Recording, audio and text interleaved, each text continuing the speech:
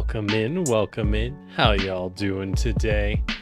I got the urge to play some Monster Hunter Rise. I know it's a little old, but I love it. And also my friends are playing it a lot, so I was kind of like, you know what? Why not? Why not? How y'all doing?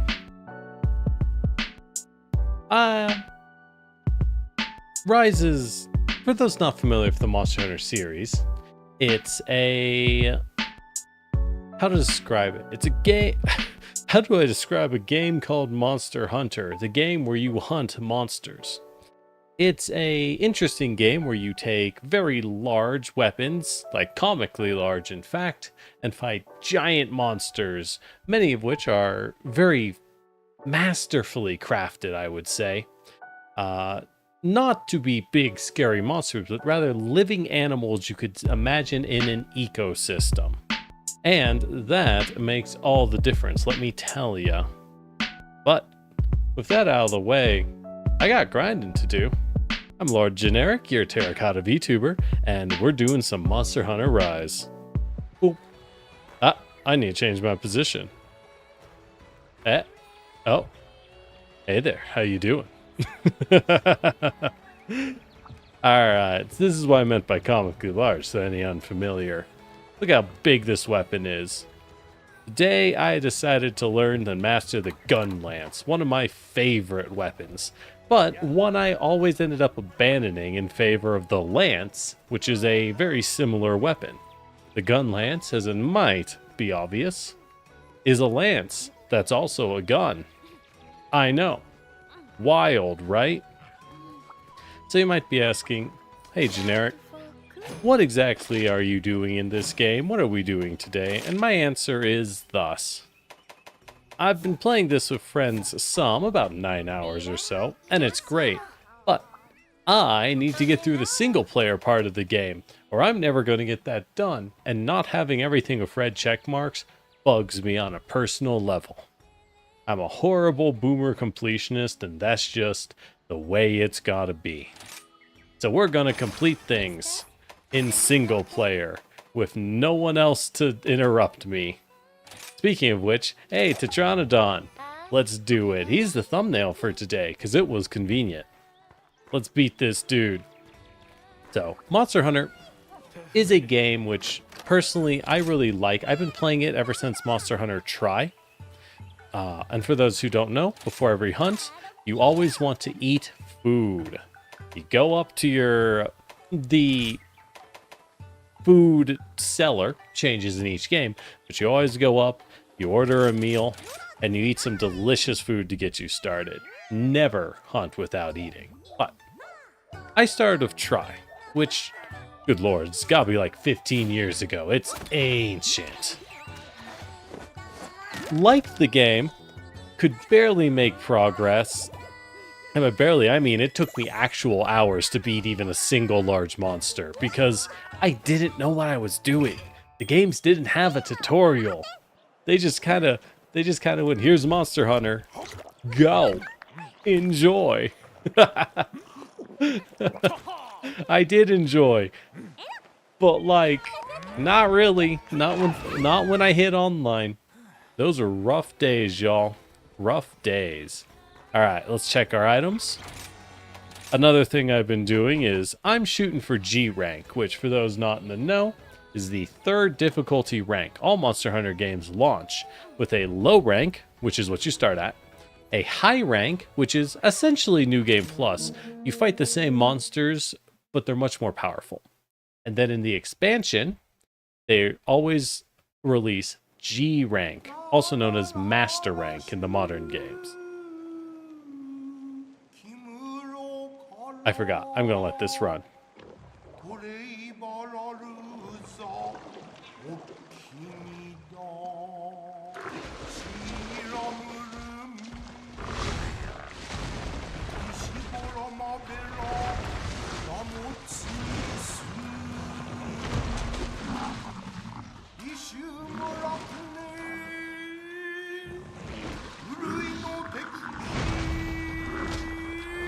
Oh, he's such a thick boy.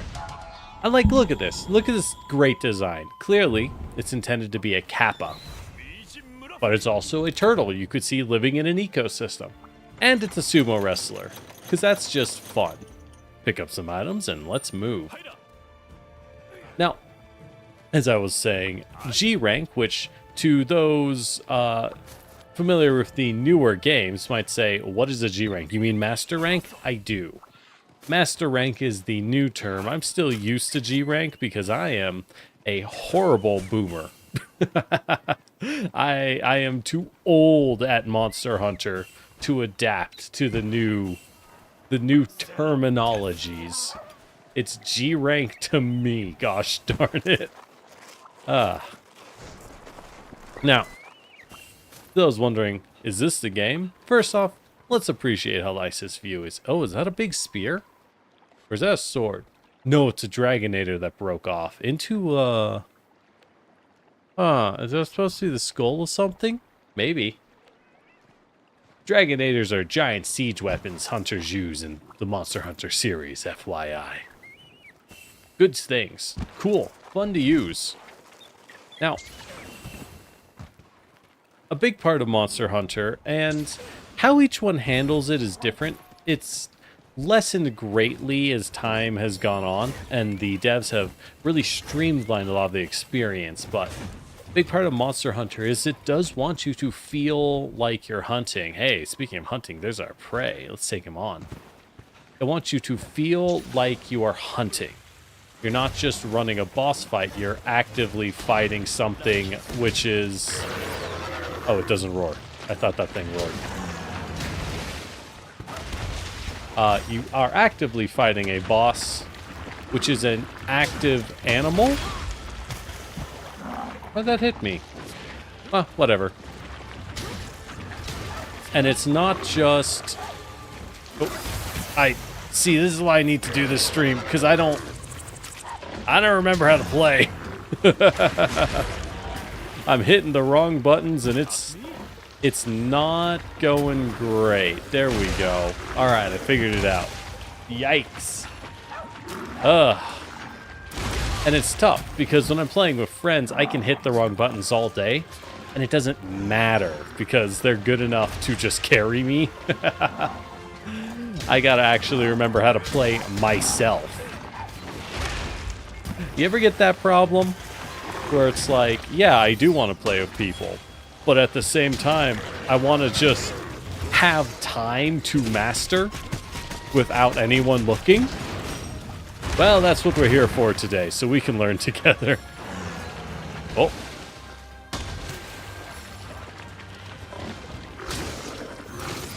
What?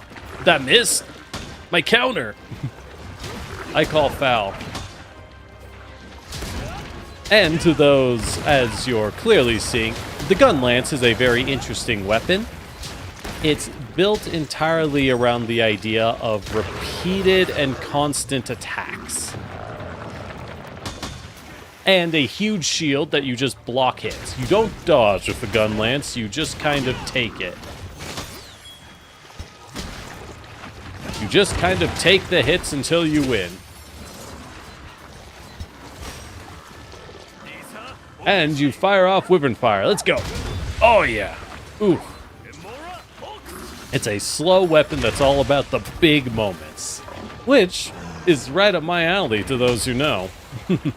My other favorite weapon is the Greatsword, which is the other weapon that's a slow weapon about big moments.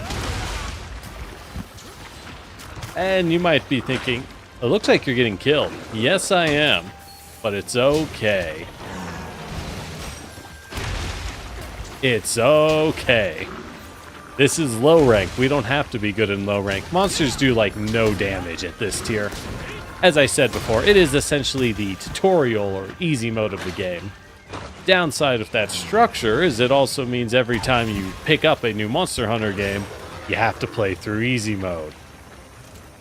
I mean, it's not the worst in the world, but frankly, I wouldn't appreciate a chance to jump higher. I get why they don't, though. Whenever you create a system in a game that allows you to skip difficulty tiers, you also create a problem, which is If it's a multiplayer game, people are going to skip difficulty tiers because they think, well, I'm good, I don't need that. And they do need that. They're not good enough. But good luck convincing anyone that they are in fact the scrub. They are not the Chad that they think they are. In a single player game, it doesn't matter if they think that they're the Chad when they're not. But since this is a multiplayer game, oh boy, does it matter. Boy, oh boy, because Monster Hunter, though I'm playing it solo today for the single player, is in fact a game intended for 4-player co-op. And if you run it by yourself, well, you won't notice that when you play with people, they're all looking at you going, why is he doing this? He's horribly inefficient, and even worse, if you, the suspecting new player who hopped in because you're like, I can win, it won't be that bad. Hey, nice clear time. That was pretty good. It won't be that bad. You run in, you go, hey, this will be nice and easy, and you die. Well, in Monster Hunter, if anyone, any player, dies for a total of 3 times, the hunt is over and everyone fails. The end. So you really realistically can drag your friends down. Dynamic difficulty has this issue, where much like you would see in, say, an MMO, such as Final Fantasy, with cutscene skipping and story skipping, the boring tutorial areas do serve a purpose because they are, in fact, tutorial areas, right? Pretty obvious. But it needs to be said.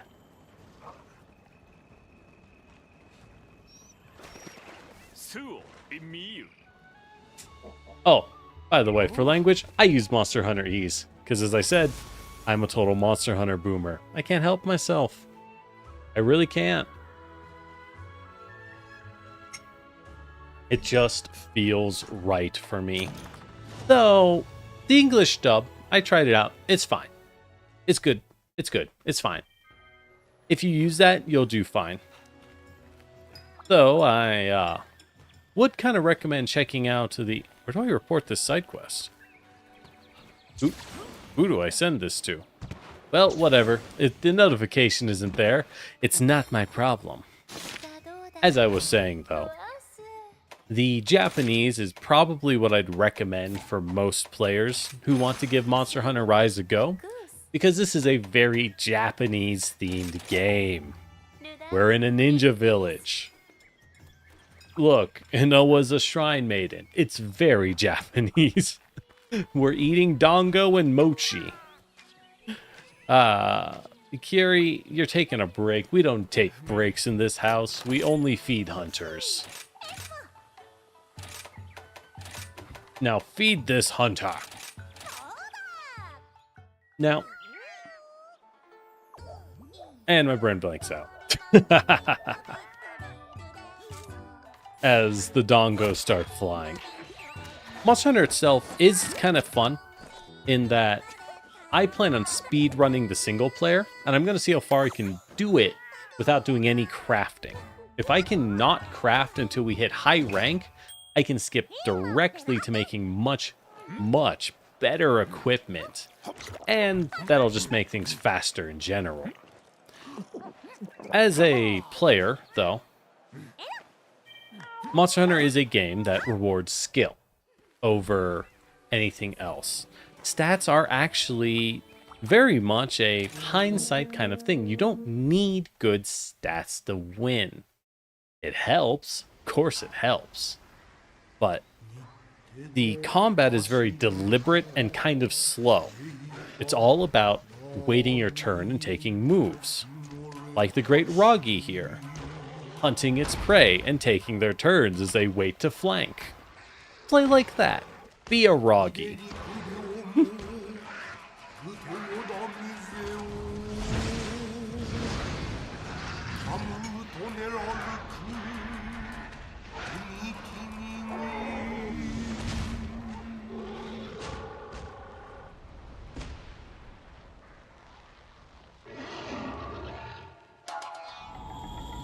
Ah, I love Roggies.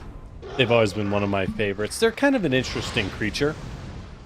Roggies themselves are bird wyverns, which in Monster Hunter, because it's based around the idea that this is a real world with real animals you are hunting, bird wyverns are, well, precursors to birds. And Roggy is part of a family known as Jaggy, Baggy, and Roggy. They're essentially large velociraptors. And they're pretty cool. They're pack hunters, but pretty small on the Monster Hunter pecking order.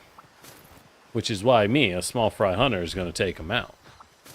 Roggy itself is the most, second most dangerous, I would say, of them, being the one that hunts via poison. Baggy is probably a little more dangerous, being a cold-based creature that has the ability to put enemies to sleep. Now, putting enemies to sleep probably doesn't sound that bad, so I'm sure you're thinking, isn't poison worse than that? Well, kind of.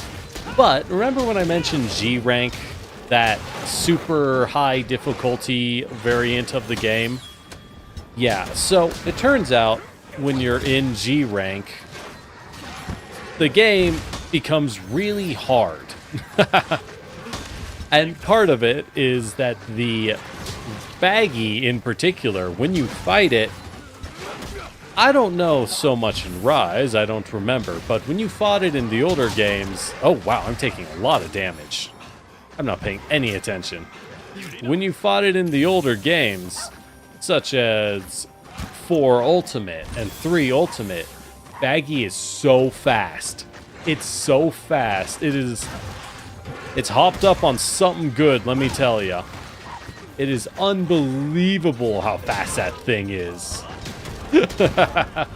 And it really makes for a absurd encounter. Wow, this Roggy's really kind of got my lunch, huh? There we go. Oh, and that's a miss. And that's part of what I mean by very deliberate movement in Monster Hunter. If you notice, a lot of the monster's moves are very well telegraphed, but so are my moves. I can't just rush things out. My little pokes are good, but they're not really amazing, you know? They're kind of okay at best. Oh, it's fighting. Oh, it's fighting another monster. Ah, crap. Time to introduce Rise's main mechanic, which is to use your ninja powers to take control of other monsters and ride them like puppets. It's a lot of fun, honestly, using some of the monsters' movesets for evil. As we just kind of... I can't really see what I'm even doing, I'm not gonna lie. We're just kind of beating on this thing? It's trying to fight, but we are rising the Azeros, a large bear, obviously. And that gives us lots of damage, potential, and an easy knockdown for us to punish. Which, by ourselves, is okay. It's only okay, though. If you're in multiplayer, though, then we're talking.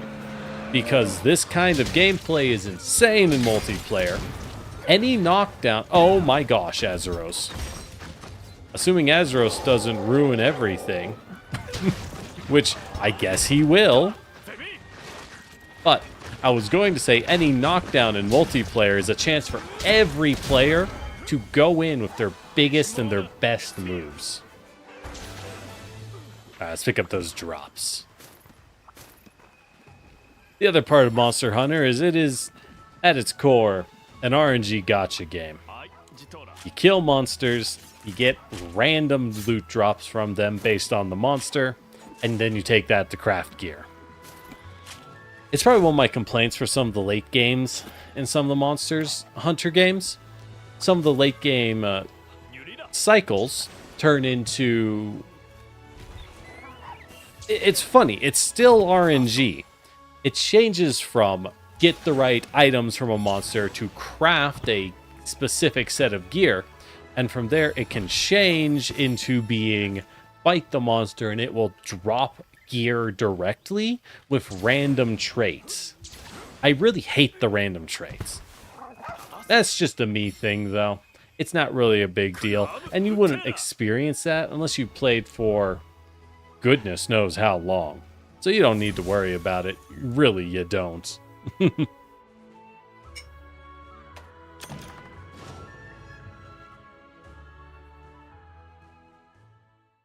And yes, I did name my cat Mr. Darcy. I didn't really have a reason to name him that. I just felt like it. Alright, so let's look at these quests. I haven't really been paying attention to what they're saying. Monster Hunter games are not renowned for their story, okay? They're games about monsters. Humph, you're here. You know of the monster Bishaten? A fanged, thick-tailed beast with unpredictable movements. Attacking anyone passing through the shrine ruins. Alright, let's go get it. What are you still doing here? You need a reason? Right now, Olive Kimura hasn't the strength or means to take on Magnamalo and the Rampage. Feeds on the Horde to gain power. You can try to kill it, but it'll just eat more to regain its strength. So what we knew is to separate it from the Horde. I'm devising a way to do that. In order to do that, I need Bishaten parts. Alright, anyways. That reminds me, I should probably explain. The larger story of Monster Hunter Rise is quite simple. Every 100 or so years, this happy little town you live in is in the path of a massive, violent monster migration known as the Rampage. No one knows why the Rampage occurs, but it's pretty horrifying. And this time round, the village knows it's coming, and you're ready to start swinging. Why move out of the way in Monster Hunter World when you can just throw hands with the monsters? Those dinosaurs never saw it coming.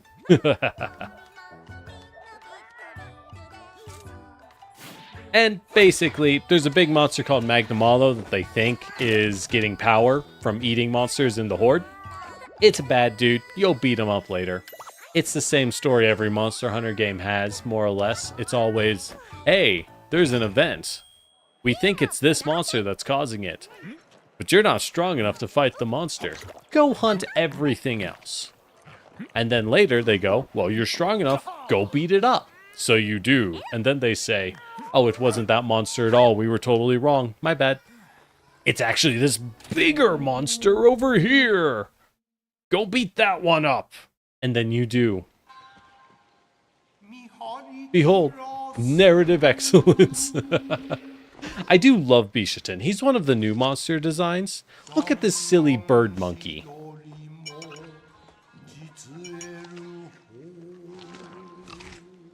Look at this silly, silly bird monkey with his fruit.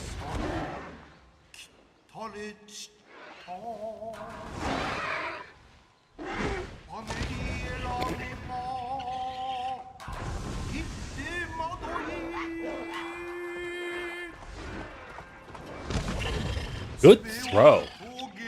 Sorry, bomb baggy.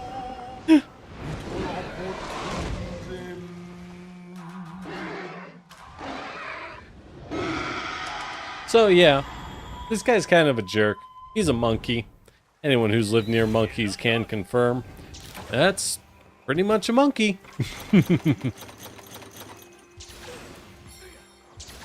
I don't even know why I grab half the items in there. I'm never going to use them. Ah well, it's habit. Sometimes you gotta, you know?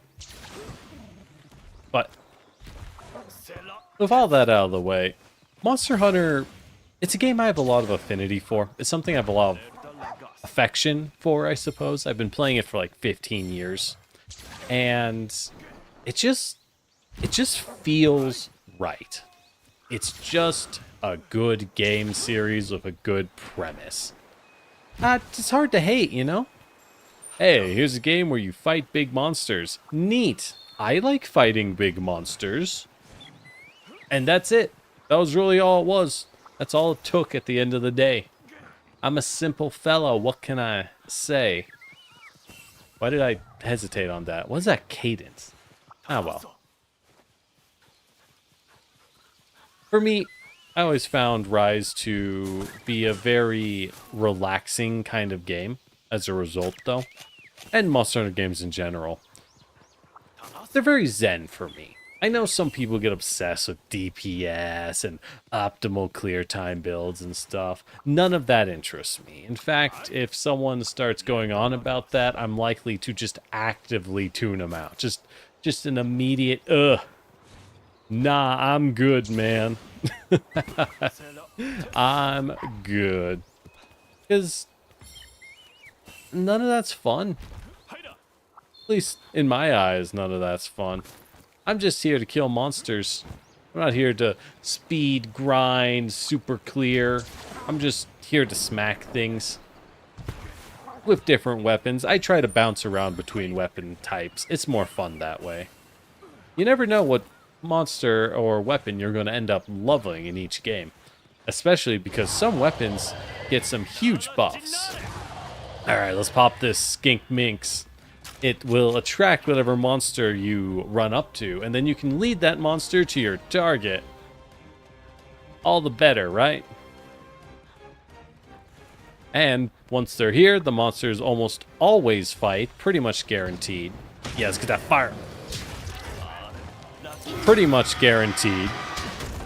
And from there, like that, they'll fight. We run in. We take control of the monster that he is beaten up, and you can kind of beat it up. This is how you speedrun in Rise. And it's largely why I actually prefer it to the more popular Monster Hunter world. Otherwise more popular, I guess. Simply because while it is certainly more complicated, I didn't like World speedrunning mechanic, which is as simple as, in World, you speedrun by just jumping on the monster and smashing it into a wall. And it never felt good to me. It always felt very one-dimensional, unfortunately. Doesn't necessarily mean that it is, or that there's anything wrong with it, but it wasn't to my taste. Oh!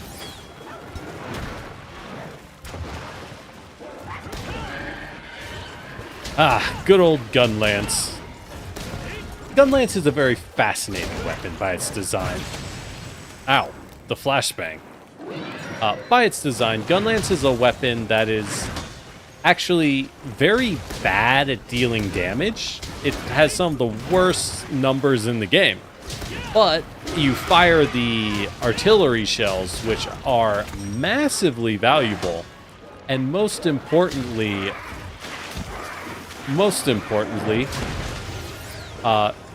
do a flat damage output, which is a very weird thing in Monster Hunter.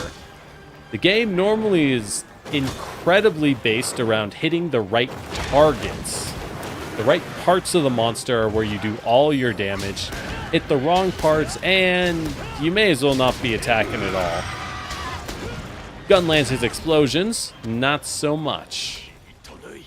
And that gives it a lot of versatility in a way other weapons don't get.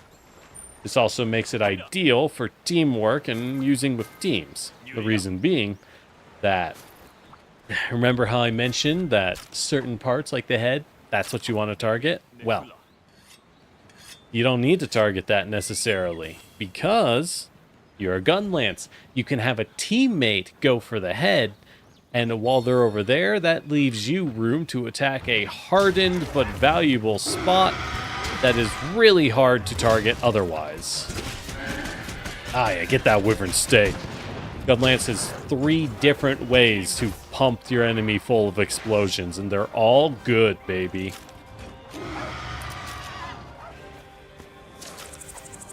Alright, I think if you flash bomb him right now, he falls over. Oh, I messed that up.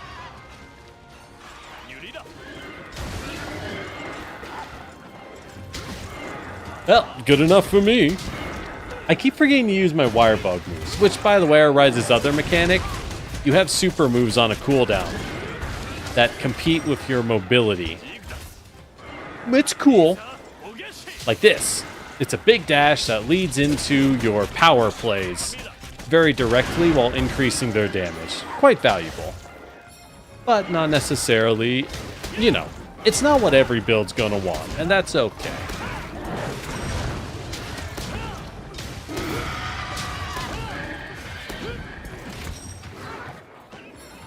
Oh, come on. For those wondering as well, Generic, you seem to be smashing through these enemies very casually. Why is that? Simple enough reason. And this is one of the mechanics Monster Hunter does do, which has created problems for new players, and I've seen it, is whenever you get a complete edition, which is to say whenever they release an expansion, they always release what are called the Defender weapons, which are basically kind of mid-tier weapons you can just equip immediately to help you smash through high rank. I'm using them. It's a big part of why I'm seeing if I can just avoid doing any crafting to get through low rank entirely. If you're a new player, I cannot stress enough you should not use Defender weapons. Defender armor, maybe. I would hesitate to say yes, but it's okay. Defender weapons, certainly not. It'll simply teach you bad habits and make you think that you're playing well, trading hits, and playing into things you should not be. Low rank is a tutorial, and you would do well to use it as such. The game's very hard, very complex too. So, you gotta take care of it properly and approach it with some respect. The monsters in low rank don't do much damage. When you hit the master rank, aka the G rank version, oh boy, you're gonna feel it. You're gonna feel it hard. Those rank up differences are rough no matter what. Alright, Hano, let's go. Mushrooms, monsters, turn in these side quests. We'll just keep picking them. Not that one. This one. Alright, we got another side quest? What's this? Hey, Lord Generic, hard at work as always. How's your Palamute treating you? Which is the name of your dog. Alright, this guy loves getting gear, handing you gear, making gear for Palamutes. Unfortunately, the dogs are good for mobility. Not great. No, what about the weapons, Kona?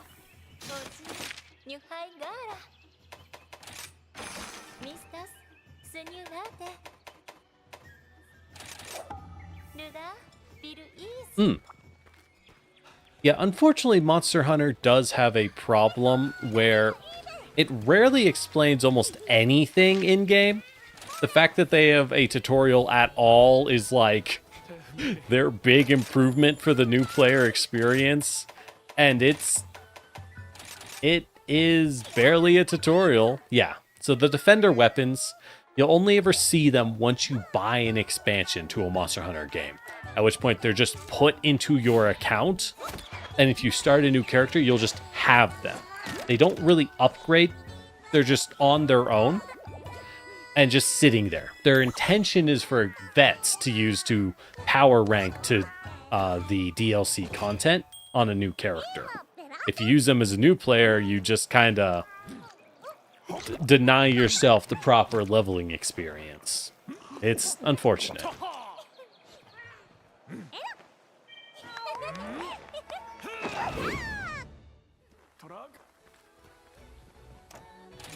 Alright, let's kill these dudes. What did I even pick? Oh, Somnicanth. This is a cool one. Another new monster from Rise, specifically. Kind of one of the weaker ones, I think. I wouldn't be surprised if it didn't come back. It's got a very unique looking skeleton. The animation rigs for Monster Hunter is the main thing that determines if one will be in the next game or not. Because the more monsters that share the same rig, the more likely it's going to show up. So, like, will Somnicanth appear in Wilds, which is the new Monster Hunter coming out? Almost certainly not. It uses Bishatin's model, so maybe, but I would not expect it.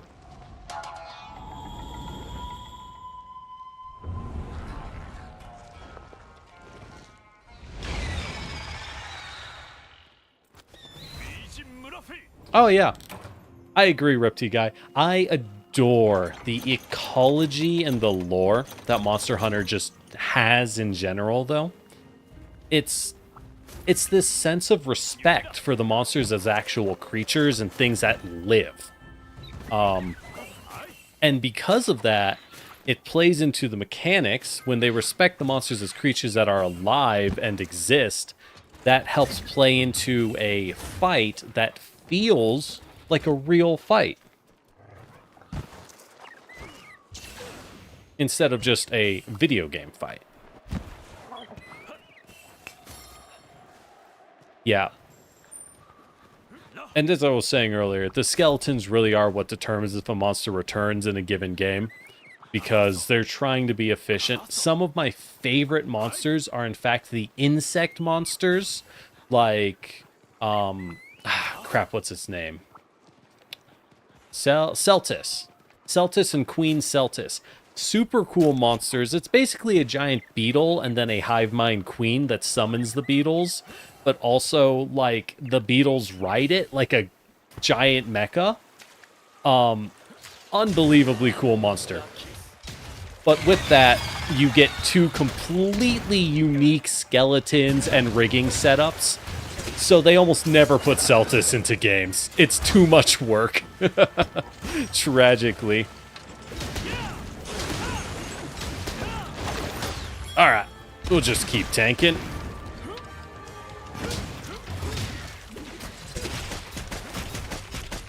I did hear, I need to actually watch the new Wilds trailer. I didn't get a chance to watch it yet, but I heard they did have a Leviathan skeleton for Langiacris in it.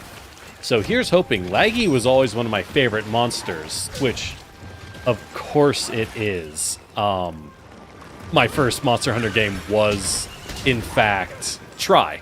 So Langiacris was the standout monster of those games. It's always going to be a special one for me. What? That didn't hit me? What?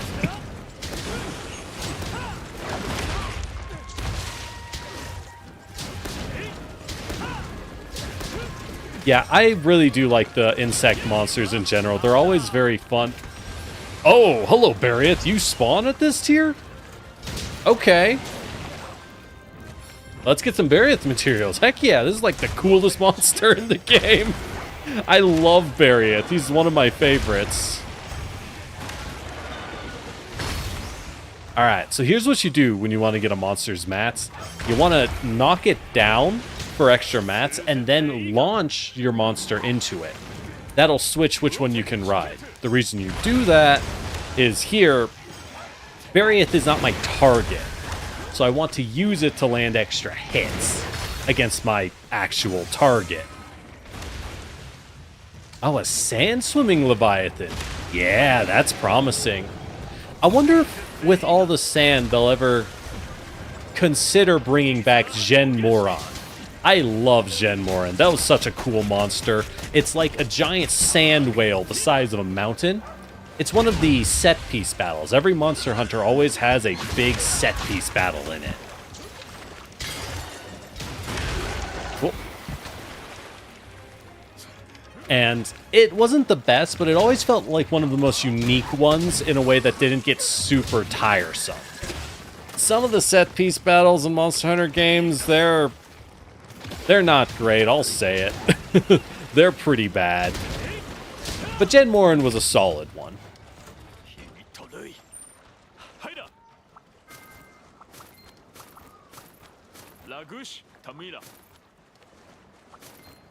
Oh, that's a lot of Bariath mats. Heck yeah. Let's go.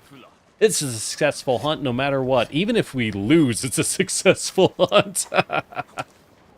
We won't lose, but like even if we did, you know? Ooh, clams. No, wait, oysters.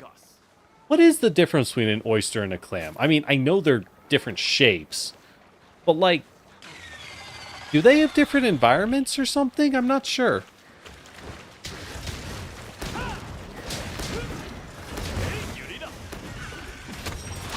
Ah, Kona, so you're looking at my gear. I'm using some of the layered armor that comes with the complete pack.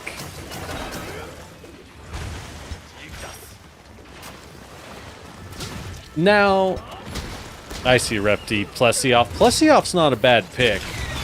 Sadly, I think Plesioff... Okay. Plesioff suffers in a way that one of my other favorites, Great Gyarados, suffers. In that Great Gyarados is in... Oh, hello, Baggy. I'm sorry. I did not mean to kill you. Great Gyarados is a really... Oh, crap. How do I get off? Get off. Okay. I am thrown off. Oh, I love Nebelsnarf. That's one of my favorites, actually. I adore the look of its armor. But Great Gyarados... Is that the right name? I'm talking the bird. The, like, fireball bird that has an advanced form that's huge and purple and never stops screaming. I think it's Great Gyarados. It is in Monster Hunter World, but if you play the DS games or the older games, like 4U, if you fight Great Gyarados on G rank, it's one of the worst monsters in the game. In fact, you could get the endgame gear from it. People preferred to fight Advanced Elder Dragons or Rajang the Super Monster than this thing, because it's so fast, it has no tells, it's basically just a living nightmare that hates you. When they put it in... Oh, clams can move. Interesting.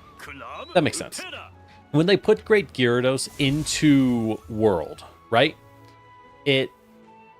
How to say? They made it good. World is a beautiful game with great animation work. And they pride themselves on that. So they gave Great Gyarados great animation work. Which meant it now had to play the animations when it turned around and went into multiple attacks, which pretty much halved its attack rate. The old Great Gyarados would just move jerkily and then, like, animation cancel into new moves while it was screaming. Oh yeah, Barriath is here. Heck yeah. And it was such a nightmare. There was nothing you could do but pray for the most part. In World, because they gave it proper animations, it became really, really easy to beat. And I was really disappointed at that because, toxic as may sound, I really wanted my friends to scream and die when I took them into that fight. Instead, they smashed it flat because it was easy to fight. And I was like, darn. So that's my concern with Plesioff. I think Plesioff would suffer the same. Plesioff's horrifying reputation largely comes from its incredibly broken hitboxes in the old games and its janky animations. But with the new games having such clean animations and tightened hitboxes, Plesioff isn't nearly as dangerous.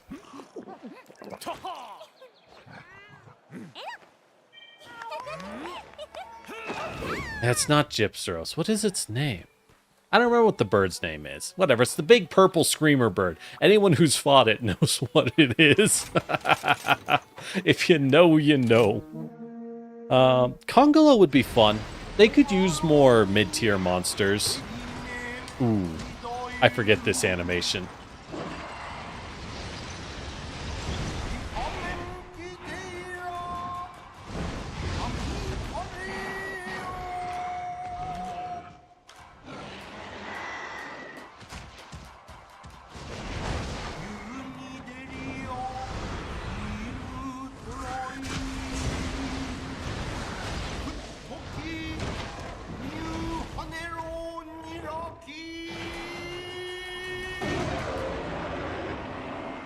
Yeah, Repti guy. Let me give some more details. I don't remember its name. If I wasn't streaming, I'd just go look it up. It has a low tier, weak version which doesn't have great in its name. If I remember correctly. I might be dead wrong on that, but which is like kind of white, and it's one of the first monsters you fight. It's very weak. This version, you fight at the highest ranks. It is purple, really tall. It uses most of Raytheon's animation, so it uses Raytheon's skeleton. and most of Raytheon's animations, which is why in the old games it's so jerky and kind of awkward. It screams constantly, and you need the highest tier of earplugs to protect yourself because it has a very high level roar. It has a massive beak overhead slam it loves to spam. It shoots fireballs, much like Raytheon, because again, it has Raytheon's skeleton. And it poisons on almost all of its physical claw strikes. It's one of the highest tier poison monsters in Monster Hunter, not counting Elder Dragons. And in Monster Hunter 4 Ultimate, it was one of the options for the randomized fights and hunts that could level up as you did them and gave increasingly better loot for the endgame grinding. It had access to the highest tier possible loot, but people would actively avoid it because it was so insanely dangerous.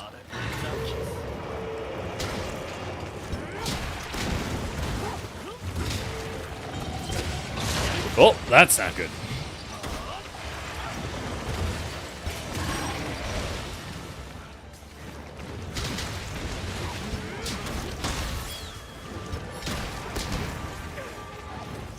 Is my weapon sharp enough to get through Barrieth's armor? Let's hope. Oh, come on. Nope. Didn't get it.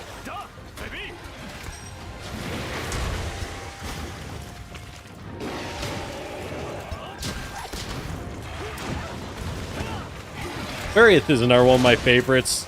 Coincidentally, it came out in Monster Hunter Tri. Basically, if something came out in Tri, it's like my favorite monster. Besides Nebelsnarf. Nebelsnarf is just kind of beautiful in his weirdness. There's really something just fun about a monster who chases you, and you can feed it barrel bombs like a Dagongo in Zelda. It just gives it this charm to it.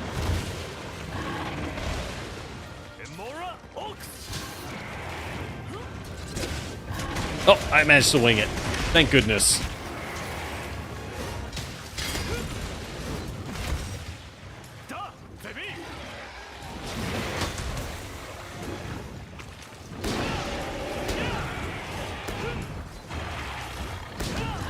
Now, one nice thing about Gunlance is... yeah, Barrieth is just super cool. It also has a lot of detail work in it, which is... Barrieth, canonically, uses the spikes on its arms and the edges of its wings, which is kind of redundant, those are the same thing, but it uses those spikes to stabilize itself in ice, which it lives in tundra areas, and to climb walls. As a result, if you break Barrieth's wings and you break those spikes off, whenever it tries to do its big dashes moves, it starts to slide on the ice and can't control itself and falls over. That's the kind of detail which is why I adore Monster Hunter. Because most games, things just have an HP value, and that's it. Tigrex is cool. I don't like him as much, though I do enjoy using him whenever I want to practice playing Greatsword, which is my old favorite, first weapon I ever picked up. I tend to avoid it simply because in every Monster Hunter game I play, I try to use a new weapon as my main. Just keeps things fresher that way. Every time you switch weapons, you pretty much are playing a new game. Oh!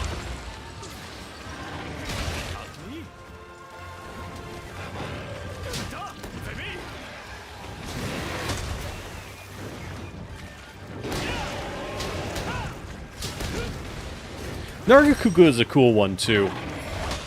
I think it's neat, but it's... Wait, I actually got the tail of Gunlance? Wow, that never happens. Low rank HP pools are so low. Heck yeah, I'm down.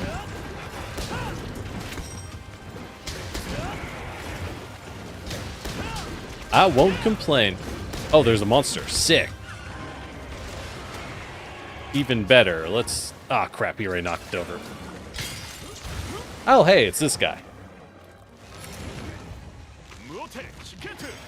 Yeah, Tigrex is a fun reference. That's one of the neat things of Monster Hunter, how monsters exist in, like, actual biological families and paths.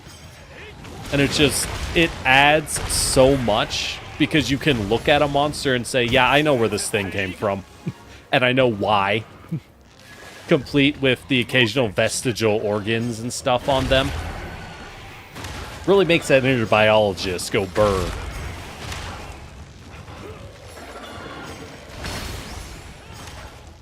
Now remember, kids, always spam as many monster hits before you hit the Punisher at the last second. It's free real estate.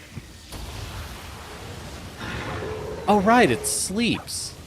Nice, let's grab those carves and those items.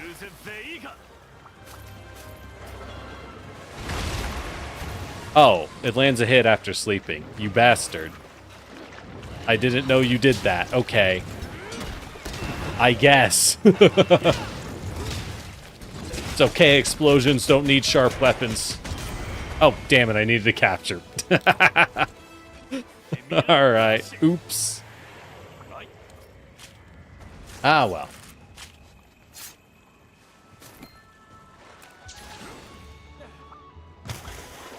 Agnactor or Ukanos? Agnactor. That's the long serpent Leviathan that swims through lava, right? No, I don't even have to think. I adore Agnactor. That was one of my favorites in Try. Always has been. My friends actually kind of hated it, but because I would mostly fight him with Lance, he was super fun. Lance and Greatsword, both of which are really good matchups for him and make for a really good fight. Ukanos... I don't have much attachment to him. That's the big whale, right? The land whale in the ice. Whenever I fought it, all I would ever think is like, boy, I should grab a heavy bowgun with Pierce. I should just go get a Pierce bowgun. I'll just kill this guy in like 5 minutes. Man, it's so sad how much they nerfed Ukanos. Or, not Ukanos. How much they nerfed Pierce weapons. Pierce weapons in general, cratered. Absolutely cratered. And they didn't deserve it. They deserved better. It's a shame. What is this? Getting back groceries. Okay. We'll unlock the dongo. There is nothing more important than the food you eat, after all.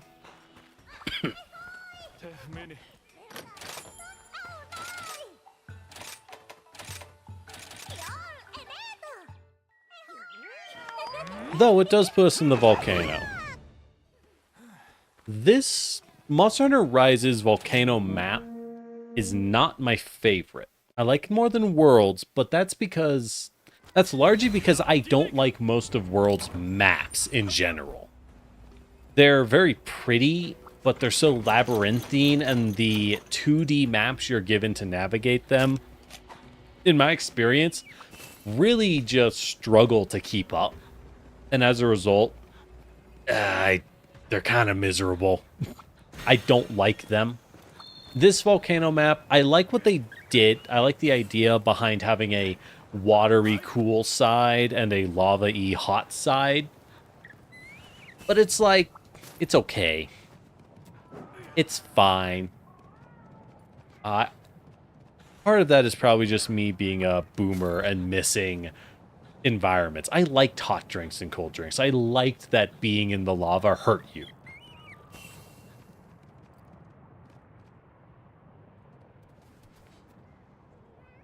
Oh, Ankator.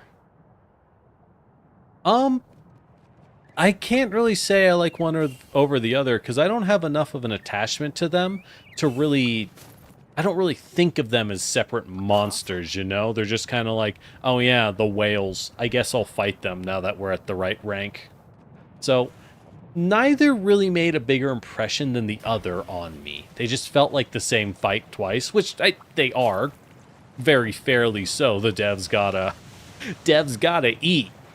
And I do love me a recycled assets. I want more, if anything.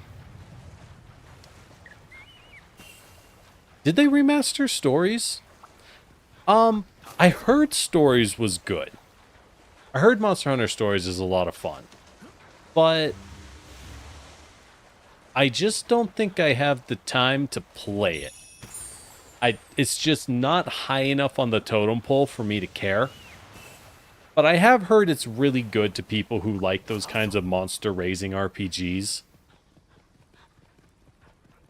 Monster raising RPGs, there have been some I've played that I liked, but I wouldn't say they're something I specifically look out for. Comes out in a week or two. Okay. Yeah, I'm not planning on picking it up. I mean, I just got Rise for the PC, so I'm going to be spending that extra spare time on Rise, not Monster Hunter Stories, I can tell you that. Heck, I barely even get to the end game of every Monster Hunter because they're just so long. You can only play so much. That's why we're racing to the end game for this one, so I can actually do the cool stuff. They can both be fought in Generations. I played Generations, but as I mentioned, I don't think I got to the end of Generations. Oh, Jan Garuga, that was its name. Yes, that's the big purple screamer bird. Yeah, that's what it is, Jan Garuga. Hate that thing. I love that thing. I hope they take half of its animations out so it returns to the nightmare that it was.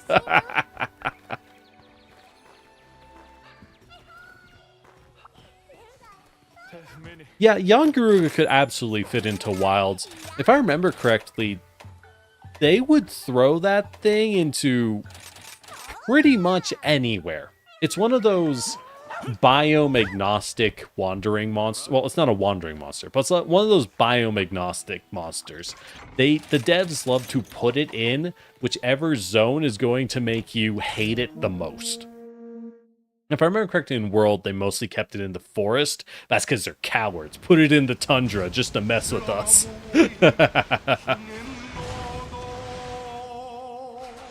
Ah, good old Raytheon. She'll be in every Monster Hunter till the day it dies. She'll never get an animation update. Poor girl. Raytheon. Raytheon is the 1995 Honda Civic of Monster Hunter games. She works, she functions, she is a fight. But boy, if the windows don't roll down and the AC doesn't work.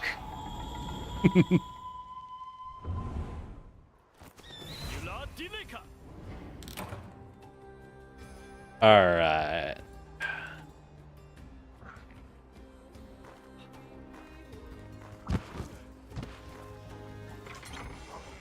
Oh, yeah, the idea that a Jan Garuga is the world's bravest Jan Kutku.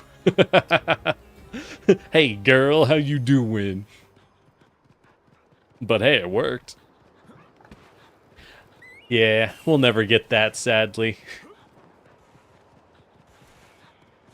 Where am I going? Where is she? Oh, she's all the way down there. Okay.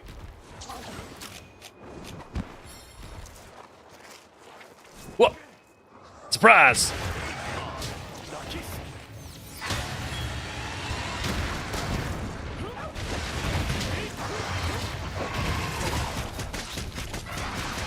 Ah, that feels good. It's all about landing that big landing. And then doing it again! Ah, shit. Darn. We almost had her.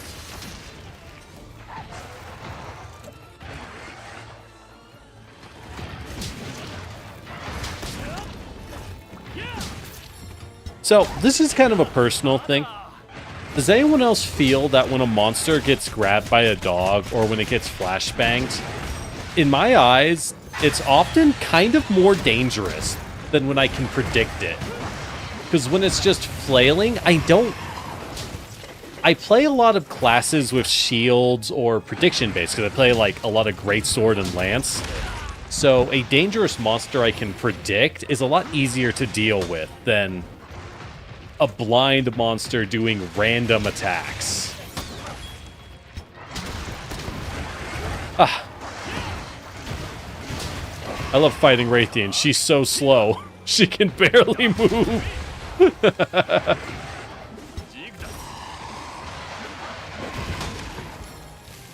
Oh, that's an interesting animation. Like a circular 2D fire. That's some good resource savings. This was a Nintendo Switch game. Oh.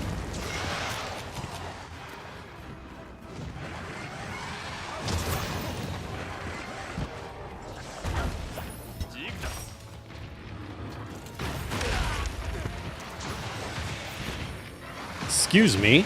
Excuse me. I'm busy over here. Now, random thought. When y'all are hunting in Rise, if you play it, do you prefer to hunt with a dog or a cat in multiplayer? Because you can only pick one. Personally... Oh, did I not reload? Whoops. Personally, I'm a big cat user. The dog's fine, but once you unlock the base camps, really doesn't feel necessary. Much prefer to bring the cat's utility and item theft. Bring the thief cat. Screw your friends. This is about you. Oh, you can't parry during that. All right.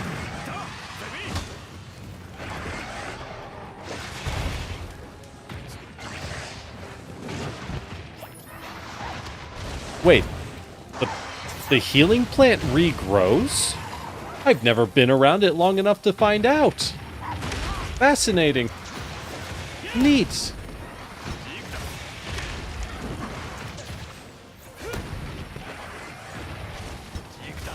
And she's gone. All right.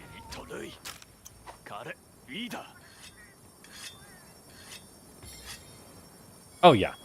Devs always got to take shortcuts when they can. Absolutely. It's why I really hate the path a lot of modern games are going with the... I guess they're called AAA, but really budget-wise, they're quadruple A super games, where you get people screaming that, like, in God of War Ragnarok, it's a trash game because Kratos reuses the animation for getting into a boat. And I'm just like, bro, who cares? Instead of animating a new boat get in, which you'll see like 5 times, we could have animated an entire attack sequence from an enemy. Do you want gameplay or do you want pointless cutscenes? Choose, fool. Choose. We can only do so much. Oh. Ah. For the days of poison gems.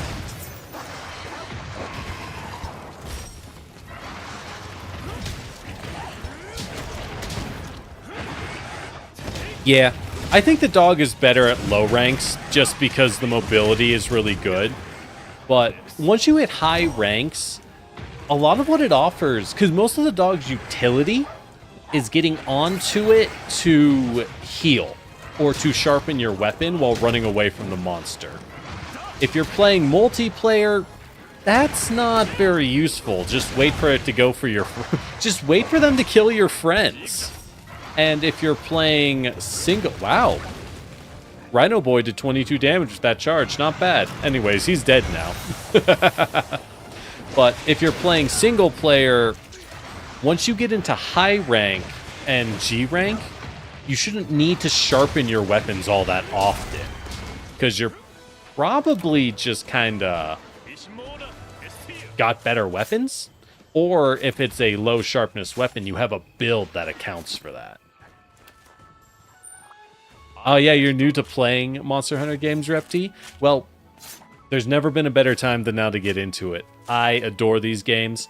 They are hard to play. Never feel bad if you feel frustrated at times, because they're better now, but they are archaic. Like, they're so weird. The Monster Hunter games, and I mean this affectionately, they are freak games for freaks. And that's why I love them. I love them so much.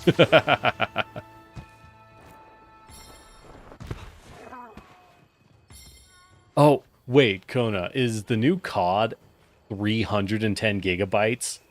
Oh, and it streams in stuff too? Oh, that's good. That's good. Like, I know storage is cheap these days, but 310 gigabytes. Wait, how much storage does an Xbox console have? Does it...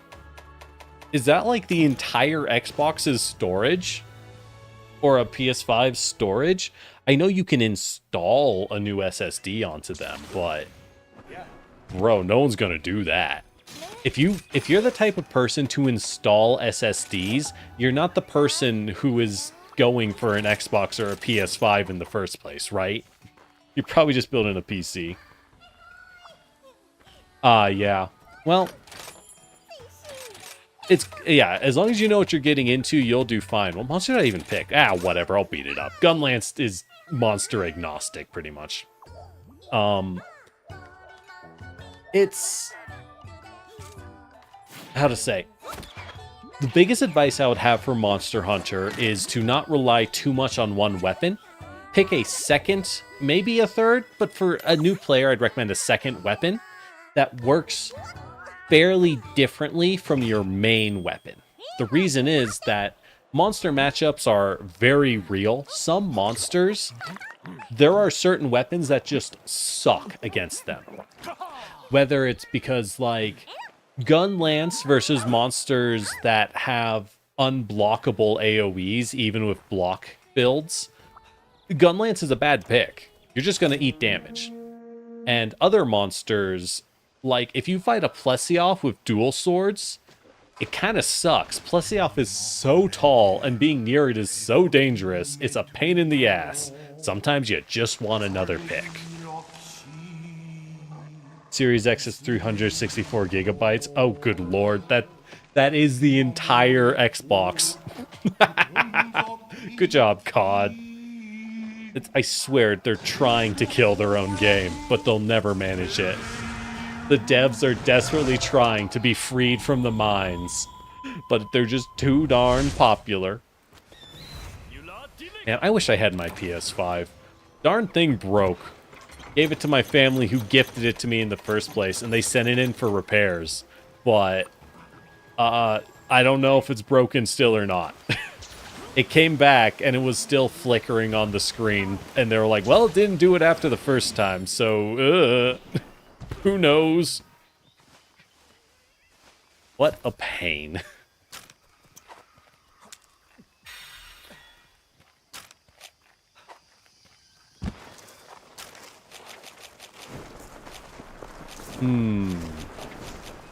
Were there any... Wait, they give me poison knives. Is this guy weak? Is Squirrel Goku weak to poison? Well, I guess he is. Well, I won't say no. What? Oh. I hate fighting this guy. Well, I don't hate him. He's a cool fight. I played too much of World. And before the Iceborne expansion for World, this guy here was the game's singular source of lightning gear. Like, entirely. It sucked so much. Because you got so tired of fighting this dude again and again and again. And it's just like, it's not that you're a bad fight. I'm just tired. Interestingly, I will note, they powered him up. In Original World, I think he was like one of the first 5 monsters. He was actually very low tier. In Rise, they moved him up to a mid-tier monster, and they upped his size and his stats accordingly. Yes, he is weak to ice, I think. Almost anything that's mammalian is going to be weak to either ice or fire. If something is winged, it's probably weak to lightning. And if, like, that's your best bet for a first thing. Part of the nice thing with Monster Hunter, if you take a look at them, you can kind of just go, I think I know what this guy's about. It's probably similar to its literal biological cousins.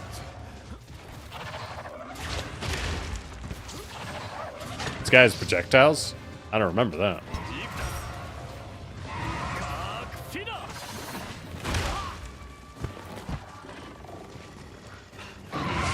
All right, buddy. Speaking of monsters where certain weapon types are kind of awkward, I think this guy is a great example of that. Gunlance is kind of awkward on him because he's always zooming around.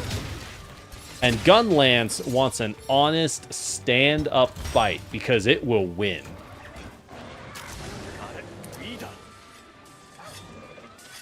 All right, let's get that cheeky little sharpen in, and we're good.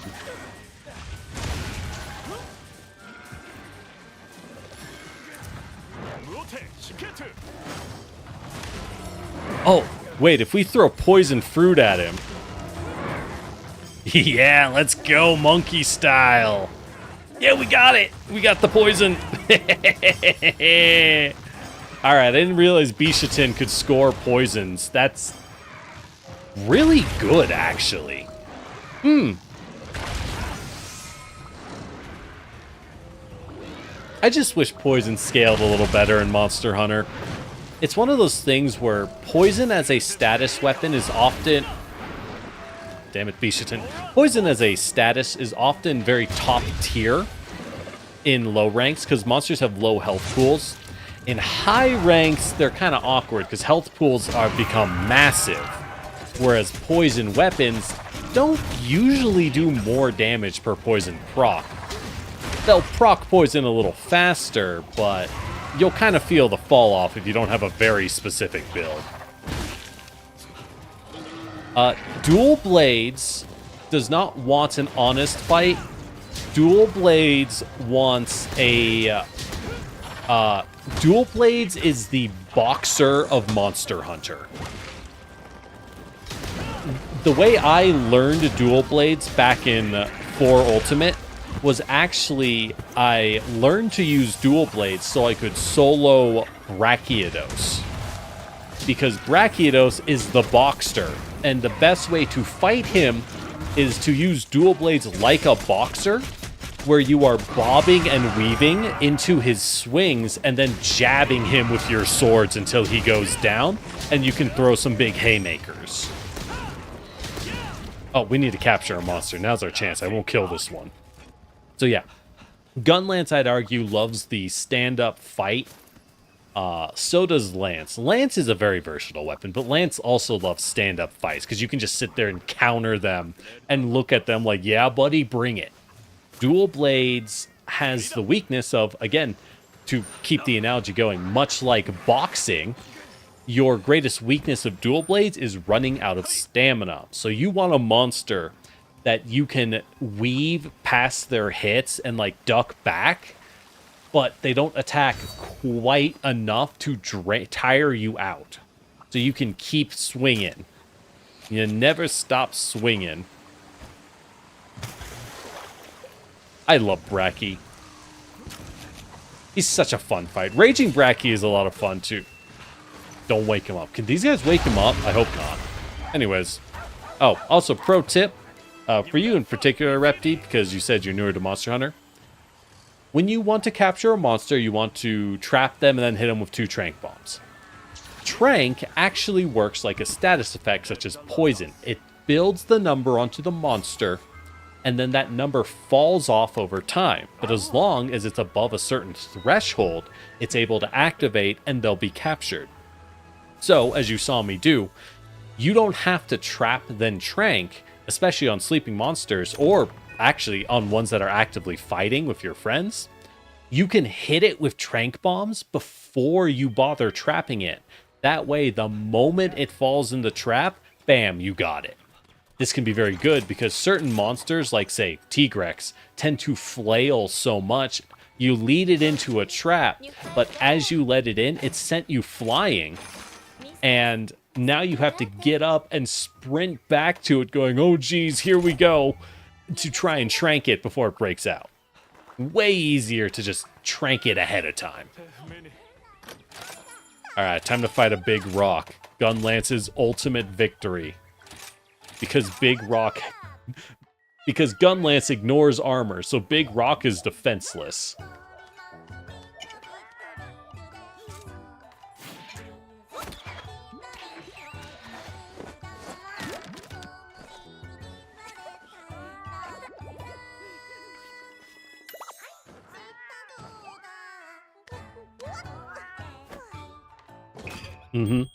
And generally all statuses in Monster Hunter work like that.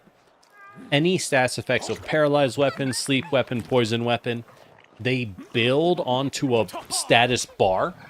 Basically, they build a number, and once you get over a threshold, it locks in and activates the status, and like poison will now turn on, and the monster is now poisoned because you got 100 poison damage. And it will slowly tick down as it takes damage from the status, and only once the status wears off does your poison weapon reapply poison to build up. So it can change based on the game if that happens, but generally if you're using like poison knives or poison bombs, stop spamming them once it's poisoned. You have to wait for it to wear off. And every time you reapply a status, the threshold gets higher, so it takes longer to poison them. Oh, Capcom has some great food animations. Now, they're no Vanillaware. That's because Vanillaware is not fair. That's like the Ghibli of food animations.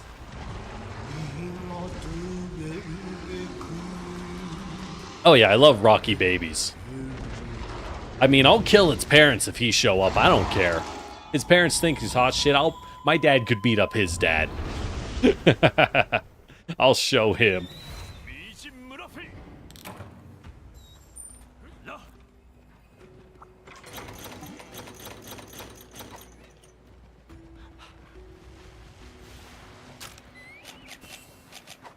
Now, this is one of the things I meant by like certain weapons are good on monsters. Gun Lance versus Basarios and the older one, it's unfair. Guaranteed win. Pretty much free. Because you just ignore the fact that he's made out of rock. You don't care.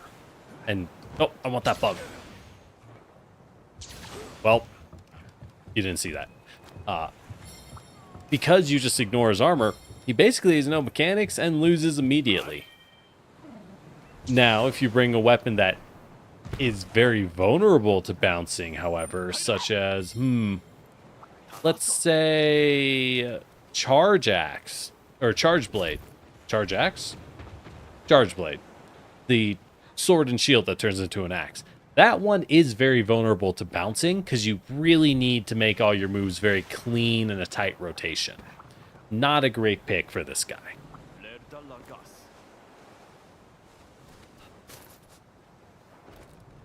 Yeah, it's really weird that Gravios isn't in a game where Basarios is in.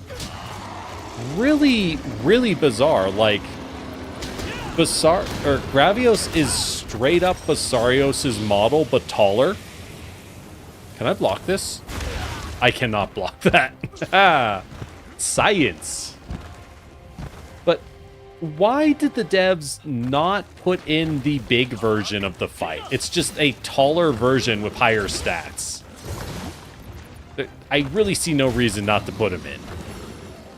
It seems free, but what do I know? That was a terrible parry. He's so slow. Can I hit him? Not really. But he can't hit me. We are at an impasse.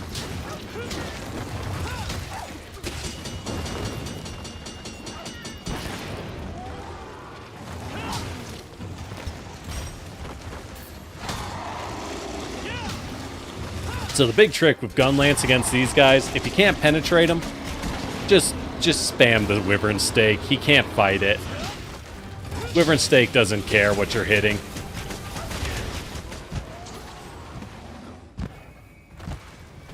Now, it'll shred your sharpness, but you're a Gun Lance user. You don't know what sharpness is anyways. The reason for that being, by the way, Gun Lance has a weird mechanic where, for some reason, every time you fire a shell, it takes away 2 points of sharpness, not 1. I don't know why the devs hate gun lance weapons having any kind of sharpness, but they do. Oh, really? That missed? Okay. What was the thing that... Oh, healing plant. I'll take it.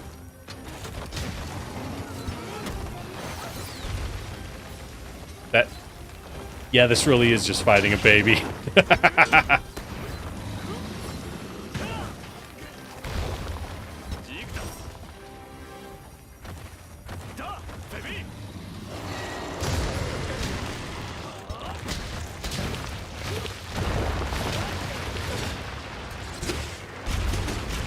Oh, the hit? Oh, I think he came, like, I think he surfaced into my wyvern stake as it was falling. Oh, that feels good. That one didn't. Darn. Nah, that feels good, though. Like, you see how I've almost run out of yellow sharpness on the gun lance, because it's just annihilating its own sharpness values for no reason. That's just how it works for whatever. I don't know why, but that's how it works.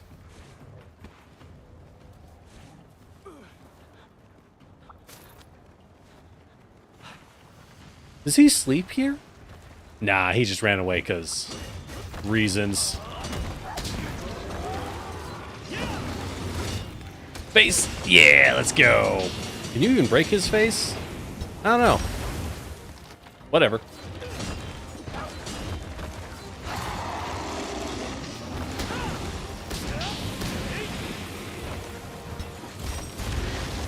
Another core thing to learn for any lance user, be it lance or gun lance, is the understanding that the side dodges are in fact more powerful than dodge rolls. The reason being that there's an interesting interaction in how Monster Hunter handles invulnerability frames, or iframes. In Monster Hunter, when you do a dodge roll, you gain a certain number of frames, which is 1/60th of a second per frame. So a certain number of points of a second, like maybe 1/10 of a second, for example, which would be a 6-frame dodge. When that happens, while you're rolling for 1/10 of a second, you are immune to all effects. And what's core is that while there are indeed the short hops that the lance and gun lance get, that they don't move you very far like that. That didn't move me very far. But they get the exact same number of invulnerability frames as a long dodge roll would. And this is huge because it means that because they are much faster to pull out in rapid succession, if you make a build that gets extra iframes from the dodge plus and dodge up accessories and armor skills, you'll create a... I did not reload. Whoops.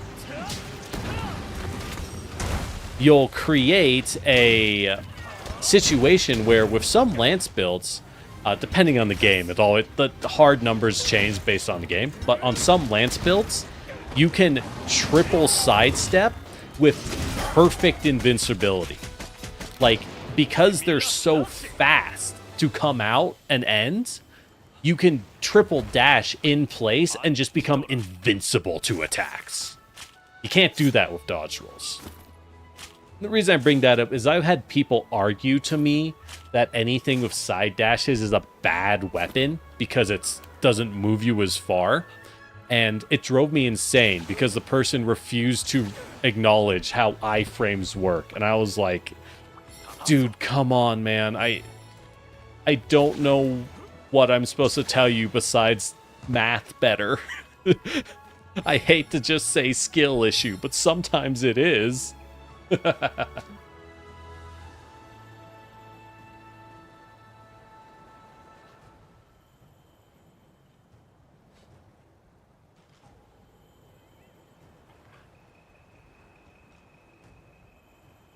Man, I should play Monster Hunter more. It's very meditative for me. I think I need more games that are like that.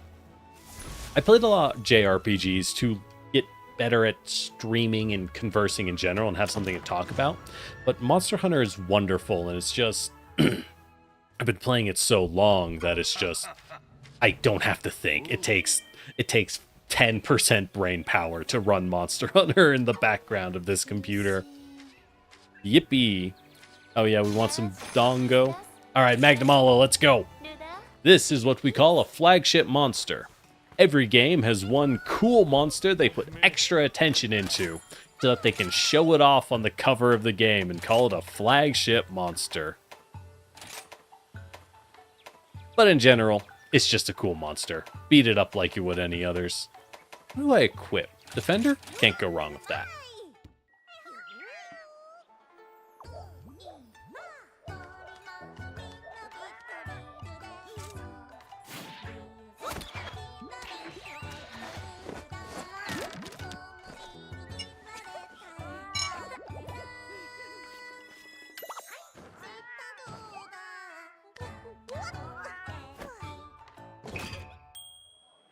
There.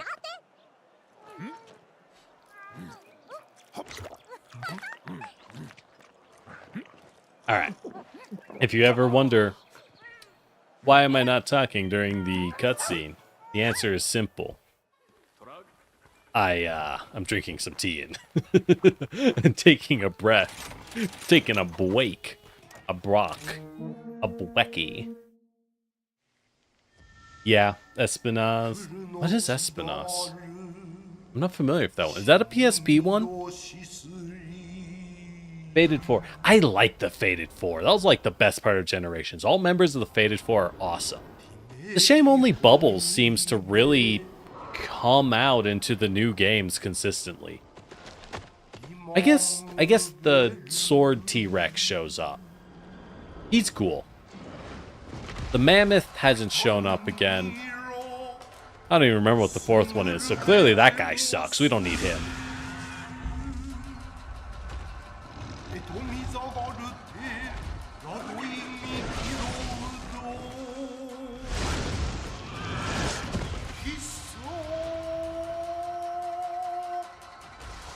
Alright.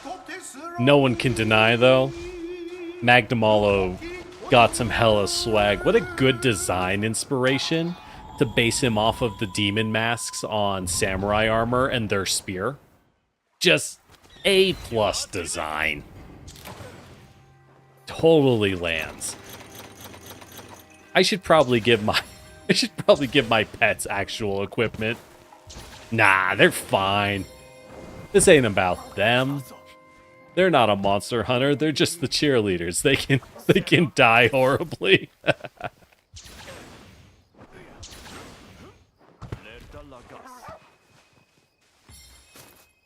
Pick up some shoots for the points. I don't actually know if it's worth it to bother picking up these things, but it always feels worth it. Because, like, they're right there.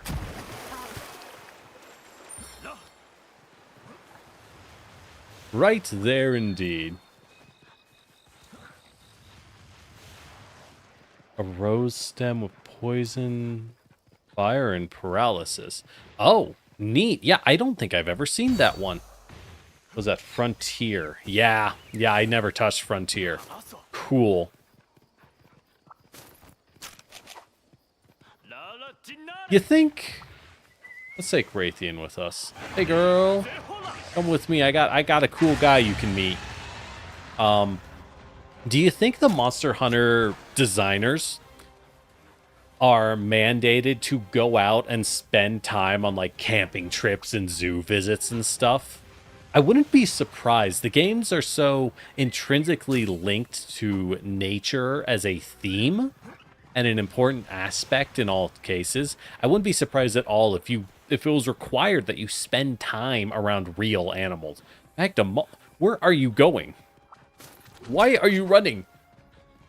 Why are you running? I have not even attacked you yet. Please. He's still running.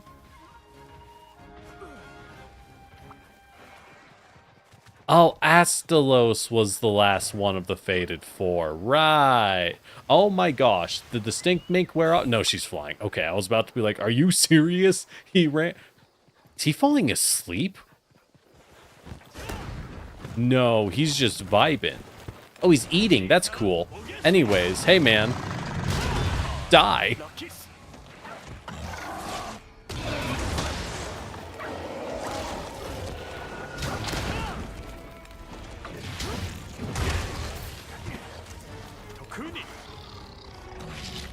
Alright, I won't lie, I barely ever fought Magnum Hollow, which is funny, because I got to G rank on the Switch. I just never really fought Magnum Hollow for some reason. He just did not interest me enough to repeatedly farm. I think his gear just wasn't good enough.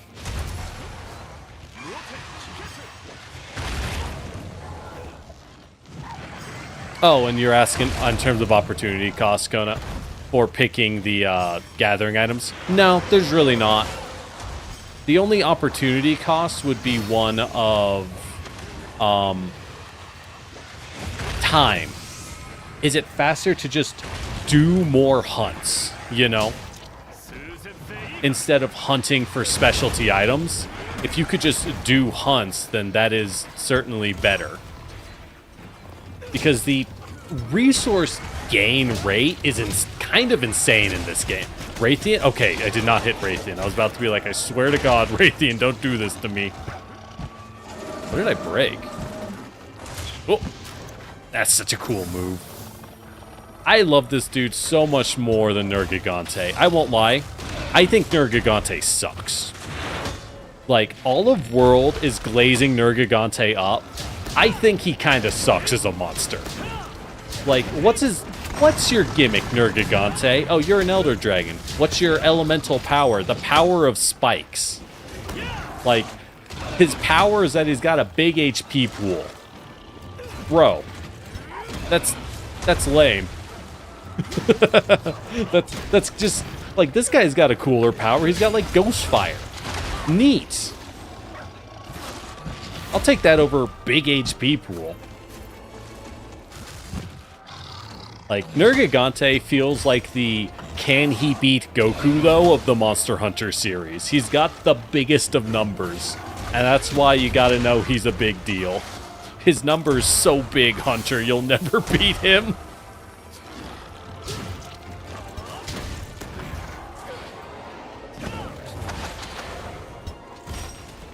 Yeah. It's clear that the devs use a lot of animal inspiration. I just wonder if they're just kind of expected to do it on their own, or if the company organizes larger trips for them as a group. I know the Like a Dragon devs do those organized trips out to locations that they're developing for their games, for like the whole team, so that they can all get that experience of like, hey guys, we're doing Yokohama for this game, so everyone's going on a trip to Yokohama, so you can see what, oh jeez, you can see what Yokohama is actually like.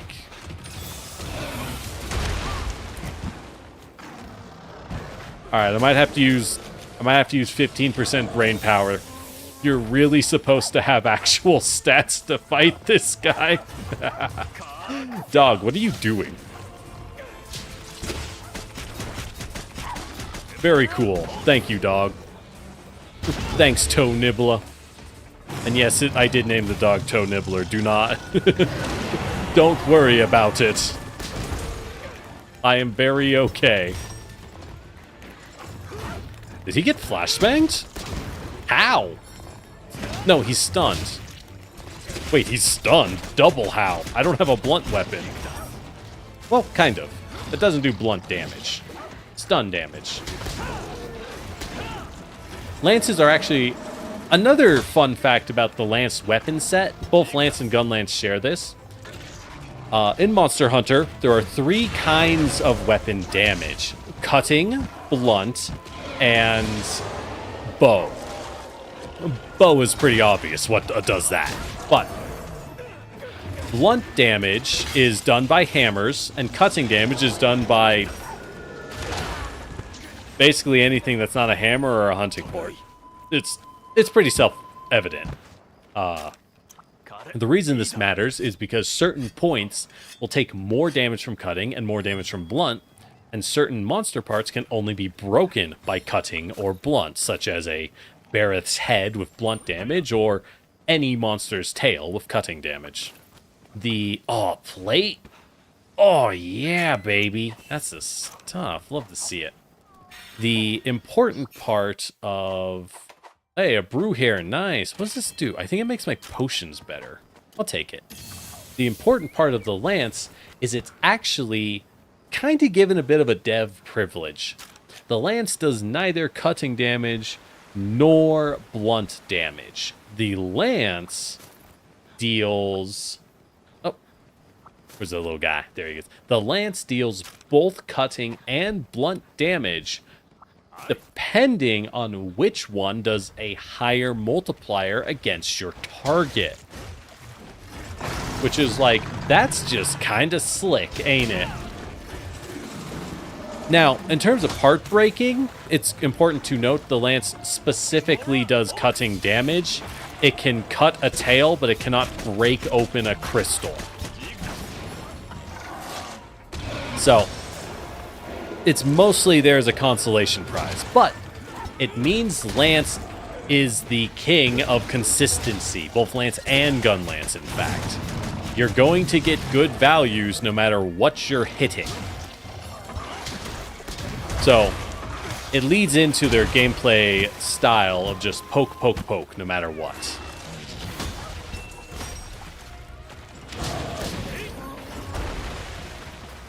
Wow, we already got him. That was easy. It's almost like I'm using a good weapon. Actually, it's kind of only okay now. You're supposed to have better stuff at this point. Ah, we got him. Easy.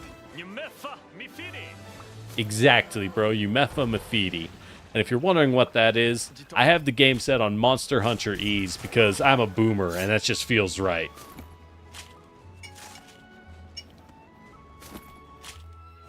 Nergigante doesn't need strength or an element. I get it. He is supposed to be brute strength. To me, it's more that, like... World spends a lot of time going, oh, Nergigante's such a cool guy. Oh, man, maybe he's the real hunter and he's keeping the ecosystem. But, like, fighting him, I was always just kind of like, really, this guy? Whatever. Part of it is I was using Lance when I fought Nergigante, so it was just him going, ooh, I'm scary, and I go, uh-huh, and then I just hit the counter button, like, 80 times, and the fight ends. Like, he's so straightforward. If you use a counter weapon like Lance, he's barely a fight. You just kind of ignore his mechanics entirely. It's a bit silly. Now, I know Runer Nergigante has more going for it, so I will give it that.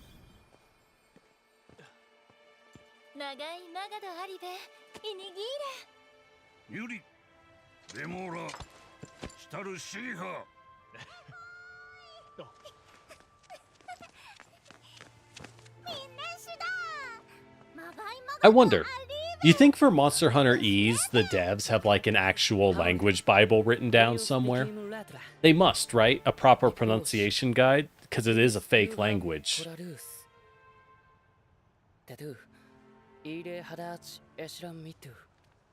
Normally I'd say what they're saying, but I'm gonna be honest. Every Monster Hunter game is the same story-wise.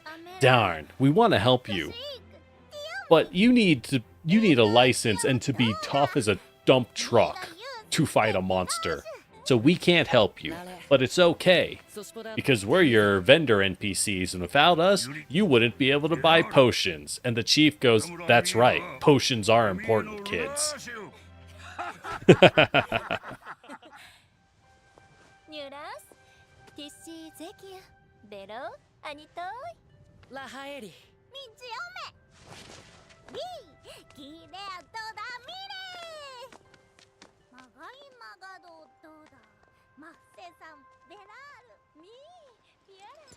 Dark chocolate.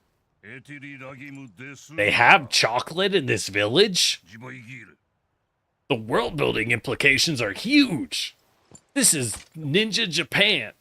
Oh yeah. The devs want you to play longsword. Your starting weapon in Rise is a longsword. The chief gives you his longsword. Play longsword. We have buffed it for the 4th time in a row. And I say, no. Longsword's a lot of fun. There's nothing wrong with it. I've never actually played the R Tonelico games, Kona. How are they? I don't actually know anything about them. If anything, I'd confuse them with the Atelier games, but Atelier are really fun, if low budget.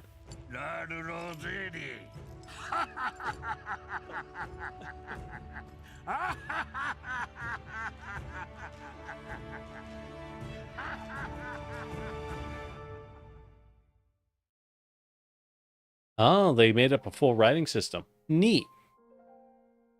Wait. I don't remember this. Why do they run credits after you beat Magnamalo? Oh, because they're trying to do the fake, oh, you've done it. You've saved the town. We're all fine. Now watch your hot elf, no wait, your hot twin elf waifus who are your childhood friends and sneak into your room while you're asleep. Go on a song. That is a line.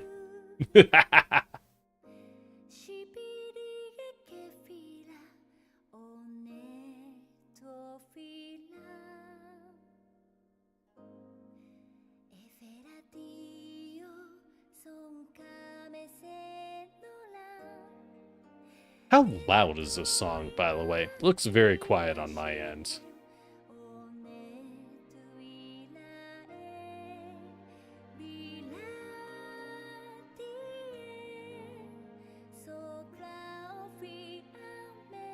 The owls are cute. I wish they did something. They're kind of pointless.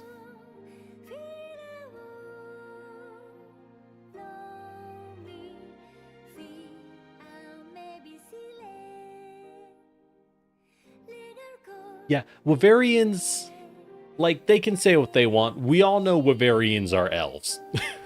Like, they are Monster Hunter elves, but the old ones are, like, wicked short. So they might also be your Asian grandparents. Of how short they get.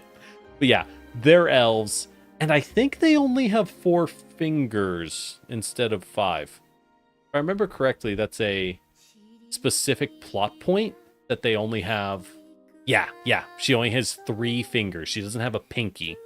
Bavarians only have 3 fingers and a thumb. Okay, the music is low. Cool, that makes sense. I would turn it up, but then I'd forget to turn it down. And then the monster roar would blow out your ears. If you want the full song, go pick up Monster Hunter Rise. It's a good game. But yeah, the Wavarian thing, it's just like the elf thing. It's always just the existence of a species that can live for multiple hundreds of years it's so hard to grapple with in world building implication. Unless these people had like horrible neuroplasticity and couldn't learn things well, or some crippling issue, it just doesn't make sense why they don't control everything. They live for hundreds of years. They're just more important. In Monster Hunter, it's explained that Wavarians have a big focus on living in harmony with nature after the horrifying monster dragon wars that will never be elaborated on at any point in the series. But everyone kind of settled down and went, wow, really important we keep things under control, huh? Look, I'm just saying, Repti, if I'm flirting with Hinoa and she's like, you know, I'm like 120, and I'm just gonna go, uh-huh. Anyways, what kind of dongo you like? Like, that ain't gonna stop me 1 second. I don't care. Look at me. I'm a terracotta warrior. I'm over 2,000 years old. Sure, I was buried in the mud for all of it, but that doesn't matter. It ain't gonna slow me down.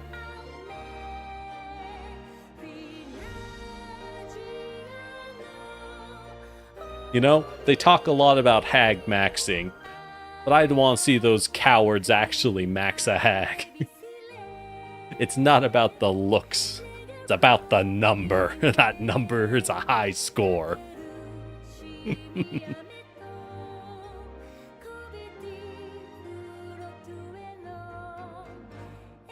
Keep talking. I will.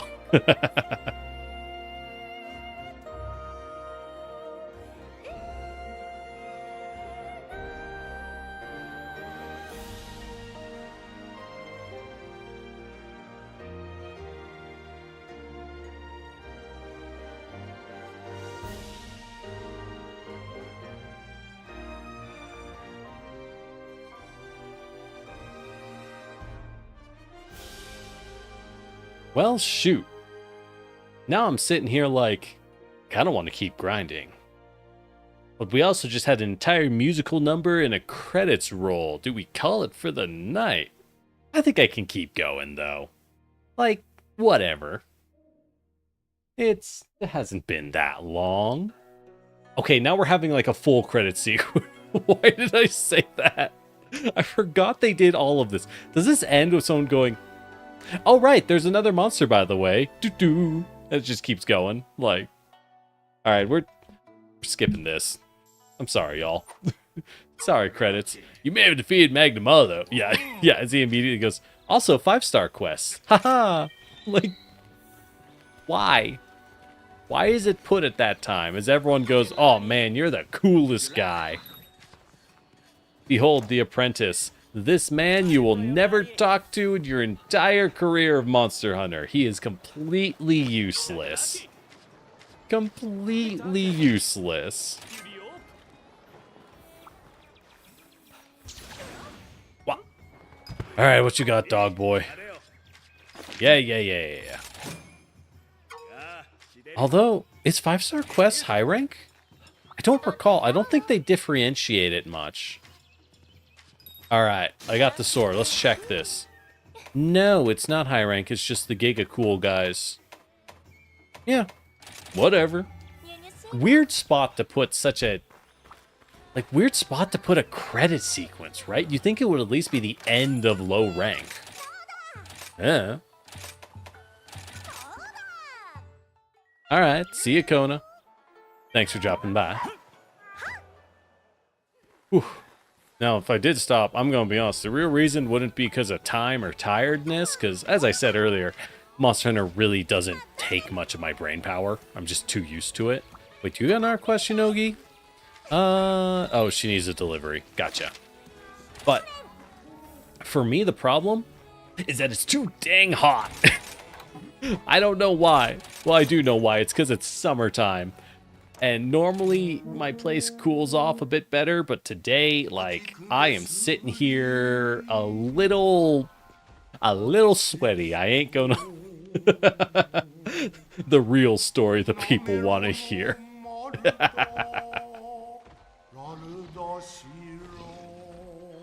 Ah, Nargacuga is cool, though. Like, hey, man, how do we make a panther cooler? What if the panther was a ninja with arm blades? Ballin'. And it gives us the best Nargacuga, which is the secret one at the height of master rank, where, how was it? Is it Twilight Nargacuga? What's its name again? I don't quite recall. The best Nargacuga, though, because it's completely invisible. Like, what monster of the devs went, you know what? The players, they think they're hot shit. How about this? And they just get rid of its model. And it's like, dude, are you serious? What a jerk. Yeah, no. The summer is rough. The real issue is I gotta walk a dog. And it's like, well, I gotta work. So it's hard to do it early morning. But if I do it at like 5 p.m. in the evening, I might die. And the dog might die, more importantly. Because the dog can't sweat the way I can. Got that human privilege, right? But you try telling that to a woofer, they don't care. They only hear the word walk.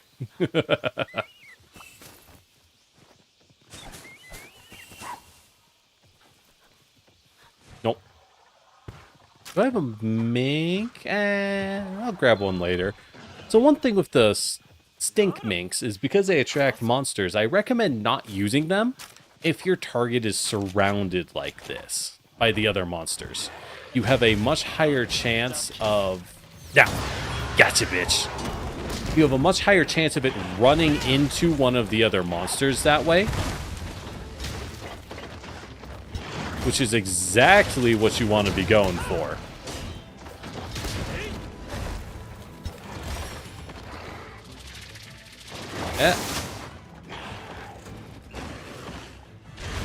Oh, hey, they improved the blade feather quality. I guess they did in the original Switch release. I just never noticed because, like, Switch release, am I right? No hate on the Switch. It's a great system. But you're only going to get so much from, was it 200 USD? 250 maybe? They're pretty low power. Oh, yeah, I would love more crab monsters. We got a few. We got Hermitar. Hermitar is always a fun one. Good old hermit crab. What else? What else do we have? There's like a crab, I believe. That's kind of tough because you already have a hermit crab and a crab. So if you want to keep your monsters more unique, we got a workshop. What else do you put in? You could put in like a horseshoe crab, maybe. You could put in a lobster or a crawdad, but at their core, those aren't really different than crabs. They're just crabs. But at the same time, what's the term? Carcinoization? The evolutionary trait where everything slowly turns into a crab as time goes on. That is real. Crab, like it or not, crab is the optimal physical form. You may not like it, but the ideal male form is a crab. What can we say? You got a small claw, you got a big claw. That's really all a person needs in life. Small claw and big claw.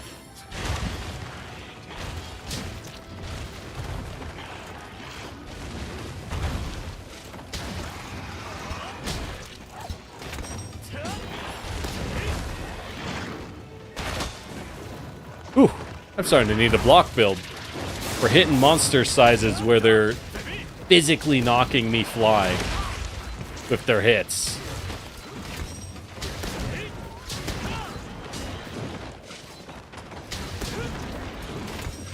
What is going on?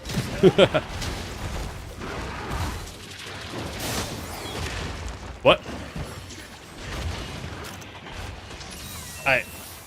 Did I get hit twice? I think I did. Ah, Jovi's done it. Oh, I was out of wire bugs. I went for the parry. Oops.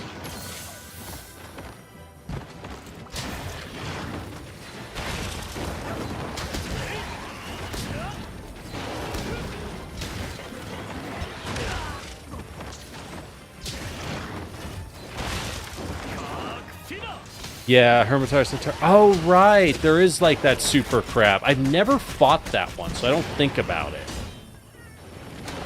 Because I think that was only in the old ones, wasn't it?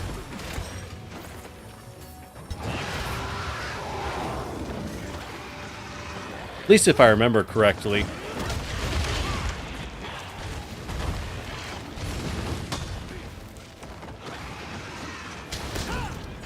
Oh, fun fact with Nargacuga.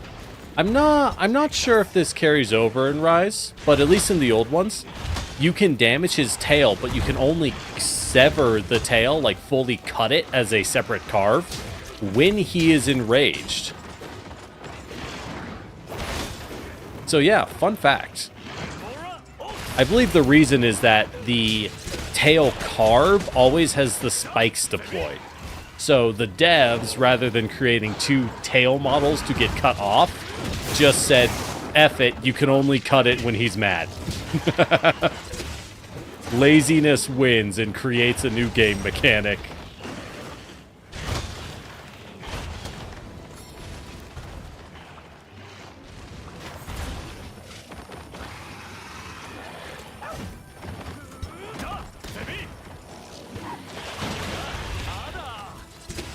Hit him!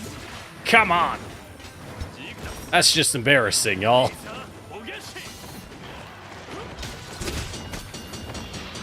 Alright, we'll just deal with him this way.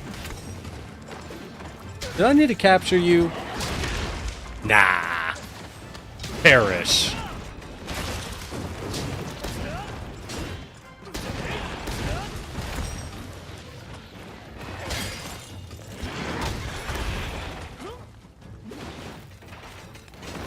Perish! In a hail of wyvern fire. He didn't die. Oh, well, that's awkward.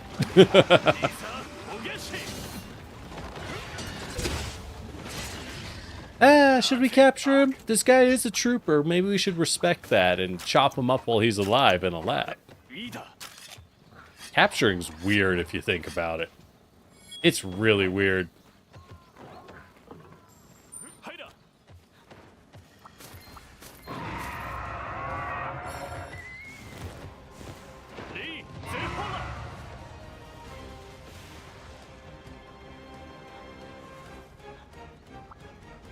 Also, mad respect for the general music of Monster Hunter. It's one of those things that I think goes a little underappreciated, at least by troglodytes like me, who don't listen to music often. It's not that I don't listen to music, it's just I don't think about it. Hey buddy, why don't you kill your friends? It'll be funny. Do it. Do it. But Monster Hunter has excellent themes that are often unique for different monsters, but it's not something you would notice often. It's very easy to miss because you're so focused on, you know, a roaring, screaming monster coming at your face. Great themes. If you're ever running like a tabletop RPG game and you're looking for music to set the mood of a big monster fight, use Monster Hunter music. Cannot recommend it enough. Where are you going, bro? I need to use you to kill this Nargacuga. It's more classy if you use a monster for the finishing blow. Bam! Exactly! It's cooler that way. I get style points. And what's life without a style point or two? Oh, really? Nargacuga have fur variation. I didn't know that. That's a incredible detail, actually. Huge props. Jeez. Good job, Monster Hunter. That's rad. And a lot of work.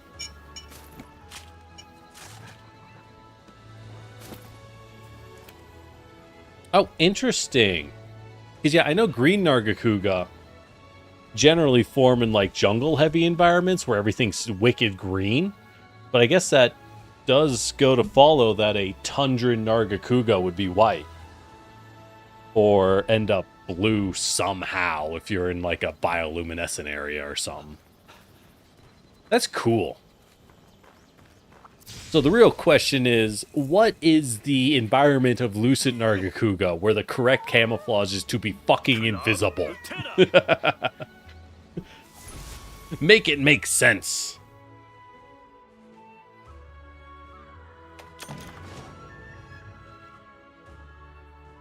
A new cutscene. Yippee!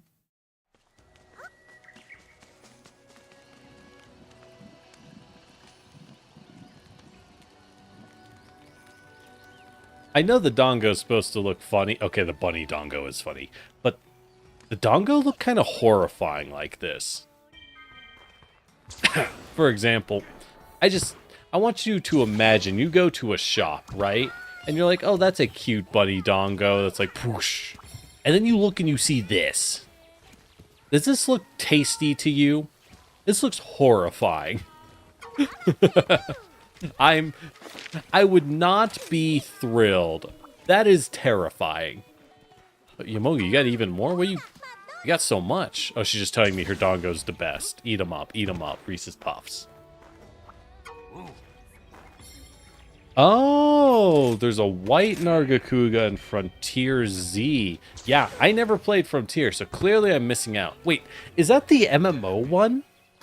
Is that why I don't know these things? Like, I remember there's an MMO one, and I've heard... All I know is that it has Tonfa as a weapon, which is ballin'. But apparently the Tonfa are also hilariously overpowered.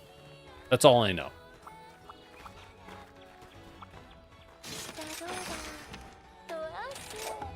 Alright, Zinogre. Next on the list, we're hitting high rank one way or the other. It takes so long, even when you're power grinding. Interesting, though. Blinking Nargacuga. Alright. It's kind of good because it introduces the whole invisibility thing, too, before you hit Lucid. Man. Zinogre. Zinogre is one of those examples of a design that just hits it out of the park super hard from the get-go. It's pretty much perfect. Oh, it's like a lightning wolf. Yeah, you've seen that. Then you look at Zinogre and you're like, holy crap. That lightning wolf hits the gym every day. He's huge. And he's just, his animations really create that power. That's why they're supposed to be invisible, because it's always foggy when you fight them. Interesting. Good old Monster Hunter. They do their best of creating... Again, they love ecosystems and realistic monsters. And then you get the Elder Dragons, which are summed up as, hey man, what classifies an Elder Dragon? An Elder Dragon is born when a biologist looks at this thing, throws their hands up in the air and says, what the fuck is that? Must be an Elder Dragon. The biologist has gone insane. Tell your friends. We found a new high threat monster. Yo, Zinogre's your favorite? Good pick. It's just cool, man. It's cool, it looks cool, and it feels good to fight. What else is there to say? Nice Mega Potion. Oh, that's to... I really need to work on my presets. I figured I wouldn't bother. Oh, the Fire Turkey T-Rex is here. I forgot you were in the game. Bonk. Thank you. He's another one. They really gave a glow up in Rise. Because in World, he exists. But for whatever reason, the devs just made him disgustingly weak. Like, he's one of your early monsters. And he sucks, dude. Wait, Zinogre didn't actually roar. Interesting.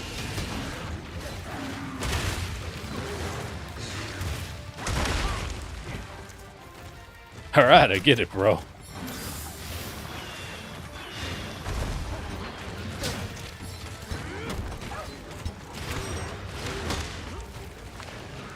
Like, this is an example of excellent animation work by the devs. Zinogre has clear vulnerability points in times when you go in, but just clean animations and a strong, powerful forelimb that really digs in how beefy this thing is and makes you think, yeah, this guy might beat my ass. I would believe it.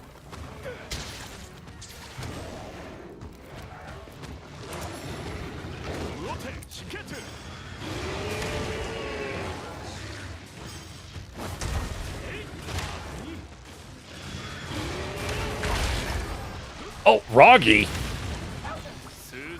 When did Roggy get here? Hey, man! You just came to the wrong neighborhood or something, bro? I think he did. Oh, jeez. That's rough, that's rough, buddy.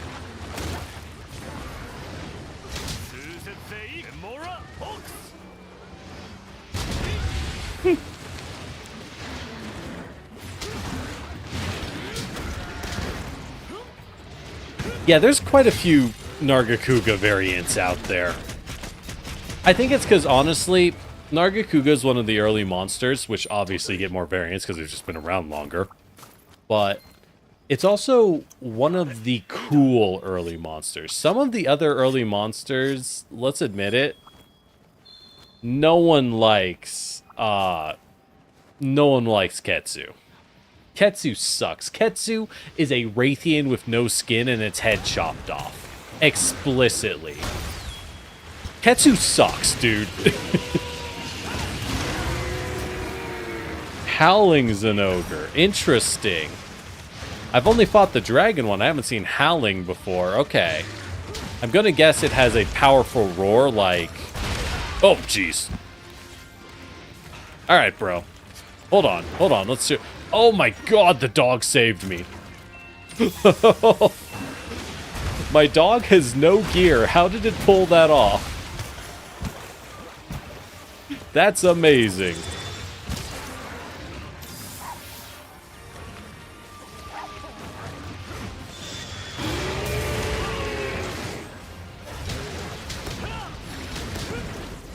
Alright, we got this. Parry. And step.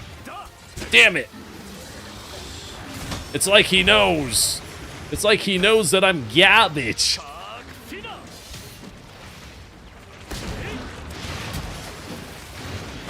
Oh. Now, I do have a Zinogre memory that I'll always love back from his introduction in 3 Ultimate. Well, he wasn't 3 Ultimate Shooters, but that's the first time I fought him, right? Because I was fighting him with a friend, and we were going through high rank for the first time, and my friend was a gun lance main. So I just have this wonderful memory of him carefully approaching Zinogre while it's charging and being like, this fight isn't too bad. And then Zinogre does a flying backflip 80 feet in the air and lands dead on top of him, bypassing the shield and crushing him to death. And he's just like, oh, it can do that. And I'm just like, yeah, it can. Oh, boy.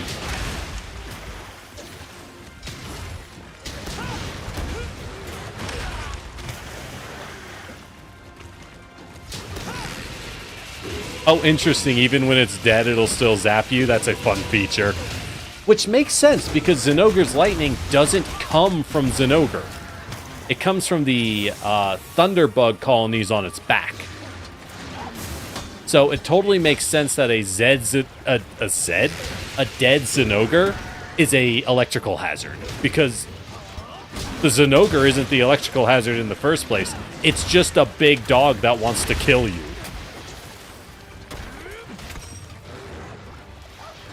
Which is a problem in and of itself, don't get me wrong.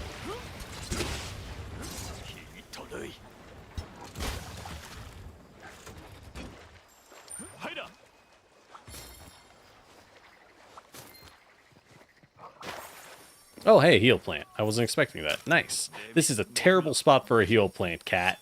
It blends in perfectly. Look at this. Would you pick out the healing item in this this shot? I certainly wouldn't. I swear, what do I pay these cats for? They're not doing their jobs.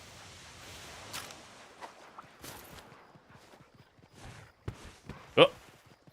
Okay, we'll go the proper way. Yeah. There's one thing I will say. I love the new Monster Hunters, but there is something about the old ones. This is probably just me being on a Giga Boomer take, but the old ones do have this charm in how jank they are that you can't really replicate. The extra friction does create, in my opinion, an environment of... oh, jeez. No, please. An environment of, like, whenever you do manage a win or get a item in the old Monster Hunters, you really did have this feeling of like, yeah, get him! I earned it super hard! Because it's just so absurdly brutal. Oh yeah, I bet the Frontier-only monsters are absurd because it's the MMO version. So they feel like they have to up the threshold for the freak MMO players who are like, I'm never satisfied by anything. Bring me your hardest battles. And the devs are like, what is wrong with you guys?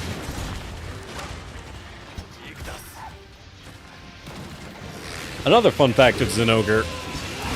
You can use a shock trap on him when he's not charged up. It will work. However, it also electrocutes him and will cause him to gain super form incredibly quickly. So you can use a shock trap if you're feeling Chad enough, but it's real risky. Okay, there's the backflip that kills Gunlance. Hey, first death in Rise. There you got it. And it would be to Zinogre. You know what? That's very appropriate out of any monster. He's kind of infamous for just chain beating you to death. That's part of his whole thing. Oh, really? Devil Joe got a super version? I mean, there is Savage Devil Joe in the other games. Well, and in this game, too. But a Starving Devil Joe, yellow and bigger spikes. Pickle's a little sad. I feel a lot of his threat has been massively diminished because in both World and Rise, it's so easy to force wandering monsters away. They just aren't that dangerous. In World in particular, B-52 Bagel Goose is really scary to new players, but once you got some experience, you kind of realize that the dude is good because he does ridiculous amounts of friendly fire damage to the other monsters. Well, not really friendly fire, but he does insane damage. So all you do is keep Bagel Goose on the opposite side of you, and you've won. Just keep him between the monster and you will take your target out so fast you will not believe. And yeah, it's part of the fun, but like, dang.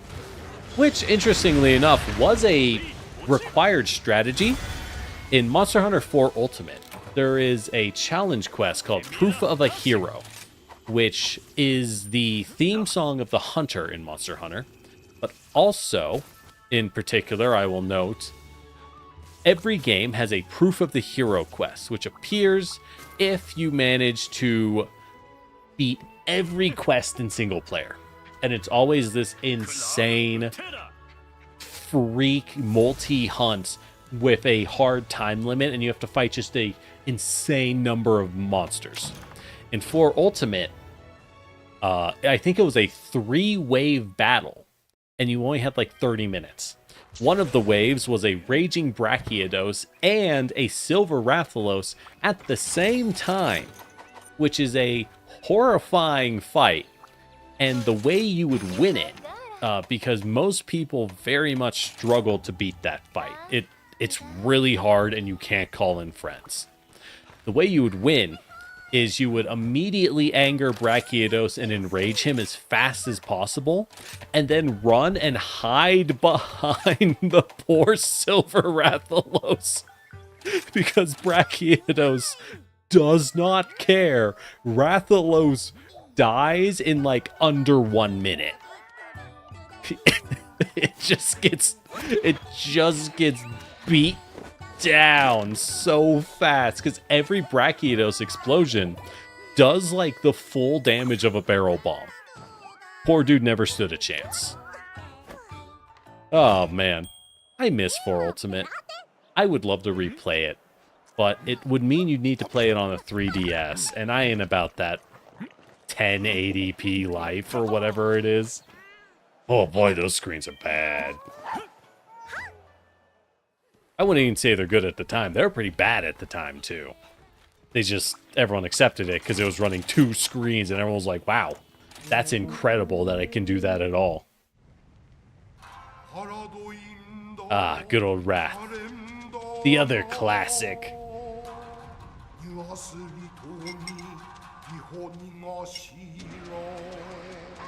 I wonder if they'll give Wrath and Raytheon a tune-up for Wilds. Probably not. They didn't for Worlds, and they've been using their PS2 animations for years.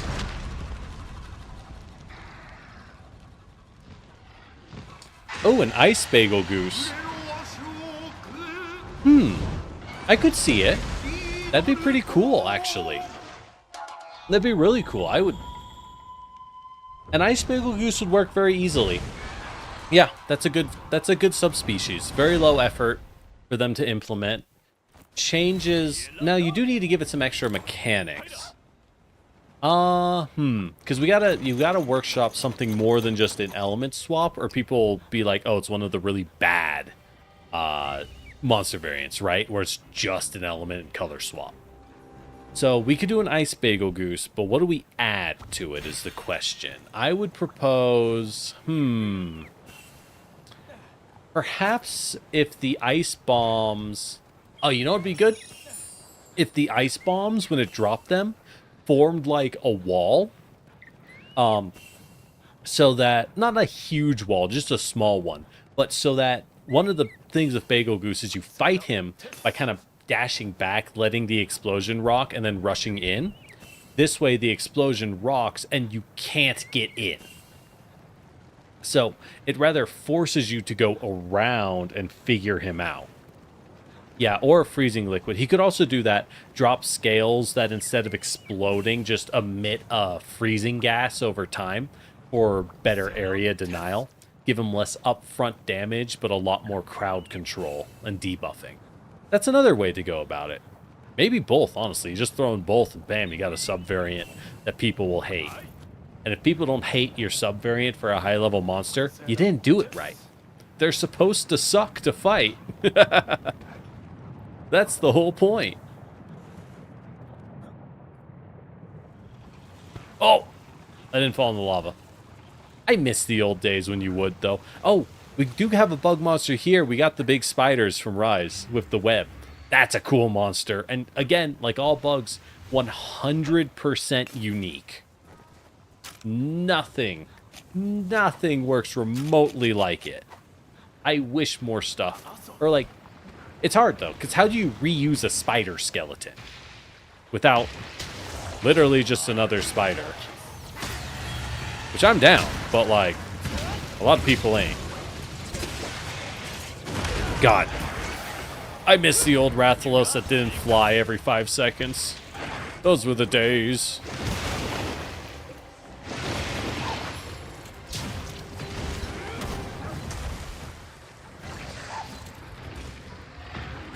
Come here. Come here. Please. Please.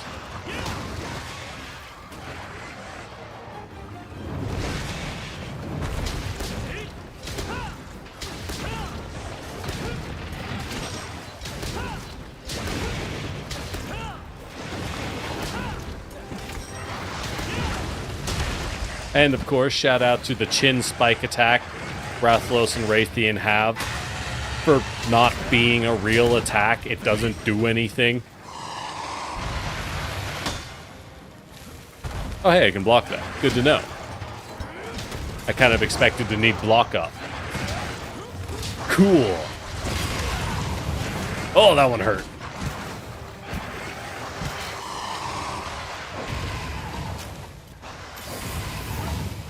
No, you don't.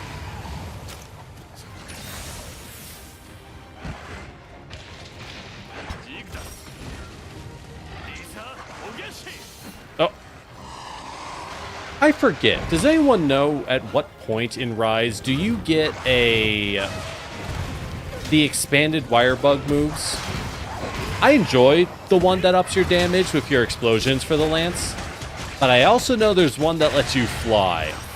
And that's so cool, I just gotta have it. Because I want to fly as... I want to be a rocket man. A rocket fella, you could say.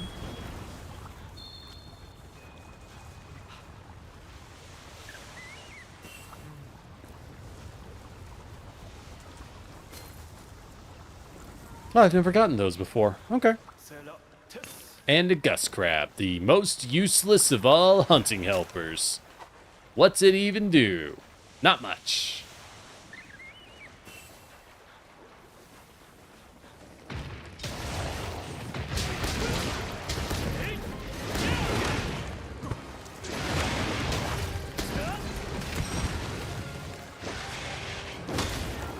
Now the real problem with Rathalos, when you're using it... What? Who? Paralyzed. Oh, the bug! But Nabra, not that time. Oh god. That's some horrible odds. Something I'm not used to. Old monster hunters were the worst at that. The small monsters would rush you so aggressively, no matter where you were or what you were fighting. Renoplos, a nightmare. The boars, the Bullfongo, horrifying. But the worst ones, I don't remember their name, but they were little roly-poly guys. And they would always knock you on your butt if they landed, which was so bad, because when they rolled up at you, they always deflected a single hit, which would then knock them on their back, and then you could kill them. It was, like, kind of cute, right? But when you're fighting a monster, that would mean your purple or even white sharpness super weapon, like your max charge greatsword, for example, you do a full charge swing, this dude comes rolling in front of you, and you give him a little love tap with the sword, and it triggers a deflection, and you lose the entire full charge swing. Horrifying. Just, that's all there is to say. Absolute horror.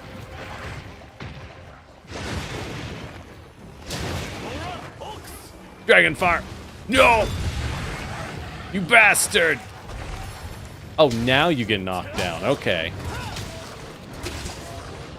What? What?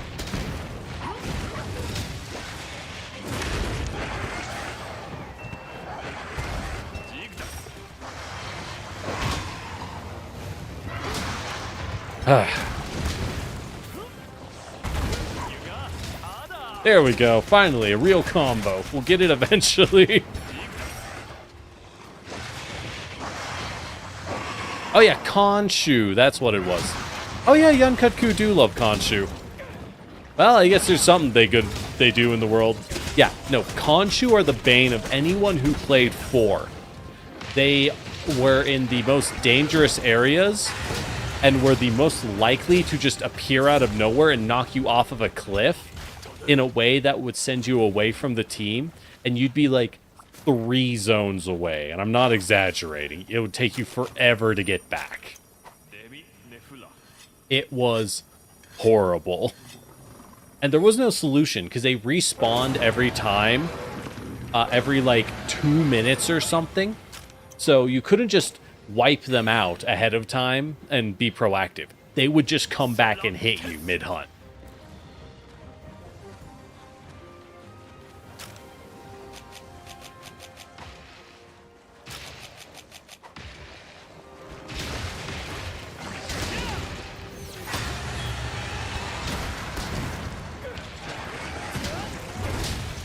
Oh, we gonna land it?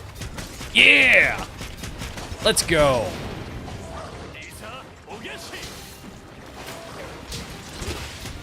Love it. Love to see it. Oh, you can... Wyvern Stake does slashing damage? Okay. I didn't know that. I'll take it. I'll take it.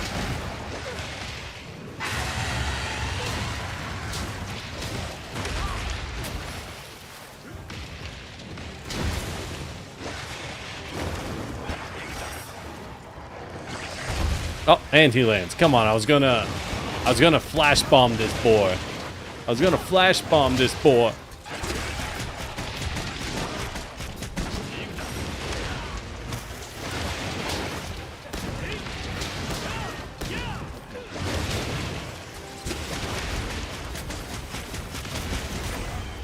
Nice. Oh, I love Wyvern Stake just for the way you can damage things after they take off, which is always the worst part. In every way, it's the worst part. Alright, well, I'm gonna say my room is, like, horrifically hot, so I might call it pretty soon. Thanks for dropping by. Make sure to like and subscribe and smash that bell. Is that all the things the YouTubers say? I don't know. I don't YouTube. I'm old. I don't know what I'm doing here.